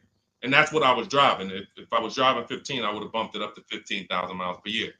I got $330 a month. I went in there and I gave them $330 for that Jeep Grand Cherokee, and I drove off. $35,000 vehicle. This is what I'm telling you guys. This is what is called deal structure. If your deal is not on the right foundation, if you buy but you should have leased, you're overpaying by thousands and thousands of dollars. And you're going to have subpar vehicles with that run out of warranty, and you're going to have the same payment. You're going to have higher payments. I need you out of these 2 categories. I need you in one of these 2 categories. I'm either going to keep my vehicle long enough to beat depreciation, 8 years or more, or I'm shopping for a below market lease. I'm not going to be stuck in the middle no more, buying vehicles and then selling them while they still have a loan on them, negative equity and all of this stuff. This is paramount. Okay, the buying versus leasing thing. I need most of you to put this to bed today. And I think I'm one of the only people that goes into buying versus leasing by the numbers. It's not opinion based. It's not, oh, I think you should lease if you're, depending on the car here, it doesn't matter the car. Doesn't matter the car. You can see Teddy's, let's show Teddy's luxury. Teddy got a BMW. Doesn't matter. He wasn't going to keep it 10 years. Look, goes on a BMW 2024 i4 M50. It's a $73,000 vehicle, $856 a month. $856 a month. Look, he said the dealer's initial offer came in at $937 using the counter offer calculator. Using the counter offer calculator, he counted at $829. 8:56. If you just jumped on the broadcast, I showed you some of the calculators that I created that are in this book. In my book, there's a reason it's 5-star rated. There's a reason people that you can go read what your peers say about that book. Get your copy for 75% off. It's in my TikTok bio. Click that picture of me. Click the link. Same thing on Instagram. Go to my bio, click the link, and you'll see a button that activates the 75% off book. And if you're on YouTube or Facebook, it's in the comments section. 30 minutes only. Get your book so you can have access to all of this. Unless you just have an incredible memory and you can remember everything we talked about over the stream, but none of you can. I know none of you can. That's why, I mean, I couldn't even do it. It's just too much. We're talking about used car strategies, new car strategies, lease strategies. You guys, you're not gonna remember all of that. But anyway, let's go. All right, I think we got time for a few more. Go ahead, Dolan, keep it rolling. Make sure you guys screenshot the support page. As soon as you pay for your book, the book is on the thank you page. Remember that. I don't want you, I send you the book 2 ways. As soon as you pay, it says access your link below. Open it. You can click it and save it right to your phone or computer right then and there. If you do not save it right then and there, make sure you screenshot the support page or use the support email that's scrolling through the screen. This is not for questions. Do not send me general car questions here. I don't answer questions by email. That is strictly for those of you who have your book and you're like, or you paid for the book and you're like, okay, where is it? It's usually because the email was wrong. That's okay. Hit that support email so that my team could send you the link out so that you can have your book today and start digging into it and using it. Even if you're not shopping right now, you can still map a plan out. Go ahead, Dolan, shoot the next question up.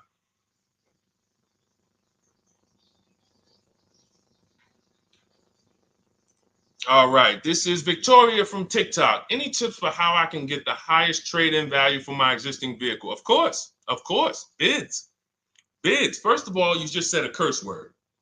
You may not know, but we don't use that T word here because you're never going to get anything. You're not going to get a max value for anything trading. We are fortunate that we have the opportunity to get bids from cash buyers in the market. And I'm not talking about cash buyers like Facebook Marketplace where a person, it's one of your neighbors from your town coming to look at your car. I'm talking about institutional cash buyers. People who cut a check instantly and, they do an inspection. That Jeep Grand Cherokee I sold to CarMax, they were the highest bidder 3 years ago during the pandemic. I'm not going to tell you what I made because those values don't exist anymore. So it just doesn't even make sense. But, those of you who were watching my videos earlier 3 years ago or using my tips, you guys cashed out and made ridiculous money. When corporations were trying to make money on people, we made money too. But CarMax won the bid. I went down there. They did an inspection on the vehicle. They came back. Accounting department came, cut me a check. I walked away with a check. That's it. You don't want to trade. You want to sell. You want to break your not even break your transactions. I need you, Victoria, to realize there are three transactions in a car deal. Who you're going to sell your car to, that's one. Who you're going to buy your car from, that's another. Who you're going to get your loan from, that's the third one. Now, you're not always cash buyers. Deshone, I pay cash, then you don't need that. Deshone, I don't have a vehicle to replace, then you don't need that. But how do we make sure we get the highest value or the biggest discount? Bids. Each one, we make the market bid. So what you should do right now, Victoria, this is step 2 in my book. After we decide whether we're going to buy or lease our next vehicle, that's step 1. Then we move to what is called the equity assessment. We need to find out, do we have equity or negative equity? Equity assessment. We call our bank. If we have a loan, we find out what our payoff is. Then we're going to go to carmax.com. I'm going to give you the 6 companies. This is the equity assessment process. We do this for leases too. I don't know if we have time to go into that, but I'm sure there's people on here who didn't know you could sell a lease. Type a question mark if you didn't know. Deshone, what do you mean selling leases? I never heard of that before. Type a question mark if you didn't know you could sell leases. We have an equity assessment process for that too. But what you would do is you go to CarMax, Driveway, Carvana, Kelly's Blue Book Instant Cash Offer. This takes 20 minutes. Auto Nation, Sell My Car, and Car Gurus, Sell My Car. Car Gurus, Auto Nation, Kelly's Blue Book Instant Cash Offer, Driveway, Carvana, CarMax. 6 offers in 20 minutes. That's bids. See, everything we do is a bid. That's how we have peace of mind. We don't negotiate. We make people negotiate with each other. There's 2 schools of thought. I want to remodel my kitchen. I want to remodel my whole kitchen. I go in and I have 5 people come out to give me a quote. One of them comes in and I start negotiating with them. Hey, you got to take less. Hey, you got to take less. You got to take less. I don't know if it's a good price or not. But when I come in, the first person comes in, I say, hey, okay, great. Is this your best offer? I'm having a couple other people come by. Oh, okay. Okay, thanks a lot. Next offer? Oh, next offer? Oh, well, listen, look, I could beat that. Oh, I'll give you another 5,000 off. They're competing against each other. When someone knows you are shopping their competition, you're making them compete with each other. They're negotiating with each other, not with you. That's a bar. Type of exclamation point if you got that. When people know you're making them compete with their competition, they're negotiating with their competition, not with you. That's the power of bidding. That's why we got grandmothers and single mothers that can come in and do this. That's why we got people who can come in and do this. You know, how are people getting these prices? Not negotiating, because they're making people negotiate with each other to earn their business. They're making banks negotiate with each other to earn their business. It's a beautiful thing. Banks and dealerships depend on you not making them compete. They want to negotiate with you and try to make you imagine and make you think, well, that's the bottom. That's the bottom. And you think that's the bottom, but that's only their bottom. Their competition's bottom is different. Their competition's best interest rate is different. Their competition's best discount is different. And why is what we do so easy? Because we're right here in our houses. That's why our entire system, our company, my book, our mindset is called Cars from Home. Cars from Home. It encompasses everything we do. Cars from Home. So that's what you do, Victoria. First thing you do is you go to those 6 websites, get your 6 cash offers, and that's going to be higher than any dealer you would ever consider trading the car to. Guaranteed. And this also allows us to eliminate the fake emails we get. All of this stuff is computer generated. I know you guys get these emails. Hey, Deuce, great news. We need your 2016 Kia Optima. We have a customer looking for it. We'll pay you $2,000 over MSRP. Who's gotten those emails? We'll pay you $2,000 over Kelly's Blue Book. Who's gotten those emails? Deuce, the list is CarMax, Carvana, KBB Instant Cash Offer, Driveway, Auto Nation, and Car Gurus. Car Gurus. That's step 2 in my book, the equity assessment process. This is stuff we do before we start shopping. Decide whether we buy or lease is step 1. That's going to put our deal on the right foundation. Step 2 is the equity assessment. Everything we do is a path. It's a clear, easy path.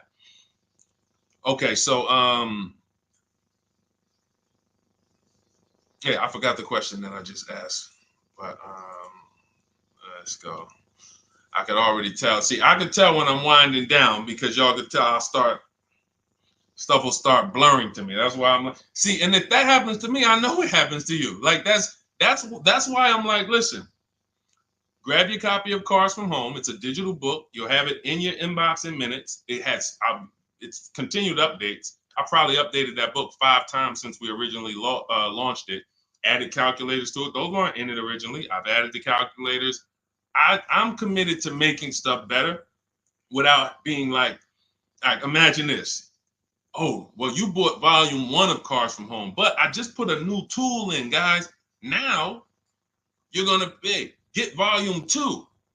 And now every time a website changes, you got to get volume 2 and volume 3. And 5 years from now, you're getting volume 9 each time. It's like, no, literally one-time cost. And I can't tell you if that'll be around forever. I can't tell you that. I can't tell you 3 years from now I'm going to be giving free updates of the book. I don't know, but I know today that's what it is. Everyone who gets their book, you get free updates as I update the book, because there's value in that. There's value. I can send an email out to people every 3 years and ask them, hey, did you enjoy the book? They're going to say, hey, yeah. Well, here's the thing. My new version is this. There's value in that. It could just be $24. They're already a believer. Someone who used the book's already a believer. So they'd be like, yo, the new version, oh, I'm about to shop again. $24. I'll pay it again. It's the best money I ever spent. But for now, I'm not doing that. Those of you who have the book, you will get free updates, and we'll keep you on the list to make sure you always get free updates of the book. So your link for 75% off is in the YouTube comments. It's only good for 30 minutes. It's in the Facebook comments, and it's in my Instagram and TikTok bios. Click those links in my bio. Click the button that says 75% off my new book. Get there before the $97, before it goes back up to $97. And make sure you save the support email, guys. Screenshot the support email. It's scrolling across the bottom of the screen. If that book is not in your inbox in 5 minutes, I want you to email my support team. Make sure you check your spam. And I also want you to, as soon as you purchase, you'll see, I say, hey, access your book below. So there's a link where you can click, open it up, get your book immediately if you want to download it, but I also email you a copy.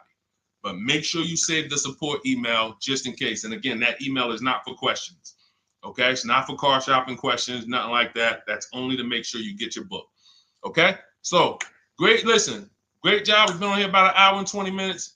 Great questions. You guys know I like to go into detail in these questions. I would love to be able to get through 100 questions in 1.5 hours, but that's just not the way it works. We're not talking about buying, $100 items here. If we were talking about house buying, we'd have to go into detail. These are major items. This is the most expensive item y'all are going to buy behind your house. Think about that. And think about how many people are there to protect you when you buy a house. Think about how many people have licenses.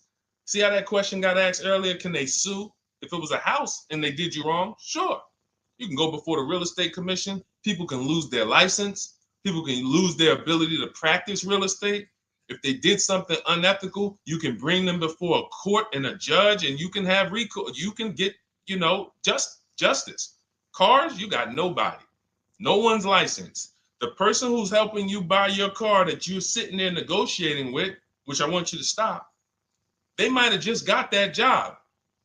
And they didn't get that job because they're a finance expert and they're someone who understands how to help you, because they're not going to ever make you compete against. They're never going to put you in a position where you can make them compete. They'll say, hey, let's negotiate. But here's the thing. That person just got a job because, you know how many people walked in a dealership with a good smile and a good personality? 2 weeks later, they're selling cars. These are the people that are helping you. They're not licensed. They didn't go through school. They didn't go through ethics training. They didn't go through any of this stuff that realtors and brokers have to go through to help you buy houses. So when you get your car, it is on you. That's why you want me working with you. You want my blueprint. You're not by yourself. You're watching my videos. Once you get my book, you can stop watching my social media videos. I don't want you watching my social media videos if you have my book. It's just going to confuse you, because what my social media videos do is warn you what not to do. That's what my social media videos do. Don't do this. The worst thing you could do is this. The worst thing you could do is this. Don't do this.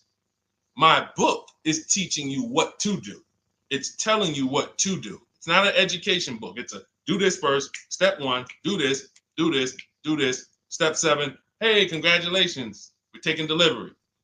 We're not focused on that. So once you get my book, you don't have to watch my social media videos ever again. And I want to say that because a lot of people will get the book and still be watching them and trying to piece it together. You got my blueprint. You don't need those videos anymore. Okay? So always a pleasure, y'all. God bless you. To those of you who have your book, make sure you email me when you pick up your cars, send me all the details. Deshone, check this out. This is what I got. This is what I paid, so that we can bring you guys into the stream and continue to tell everybody about you. So about the results. All right. God bless y'all. I will see y'all on the next stream. Always a pleasure.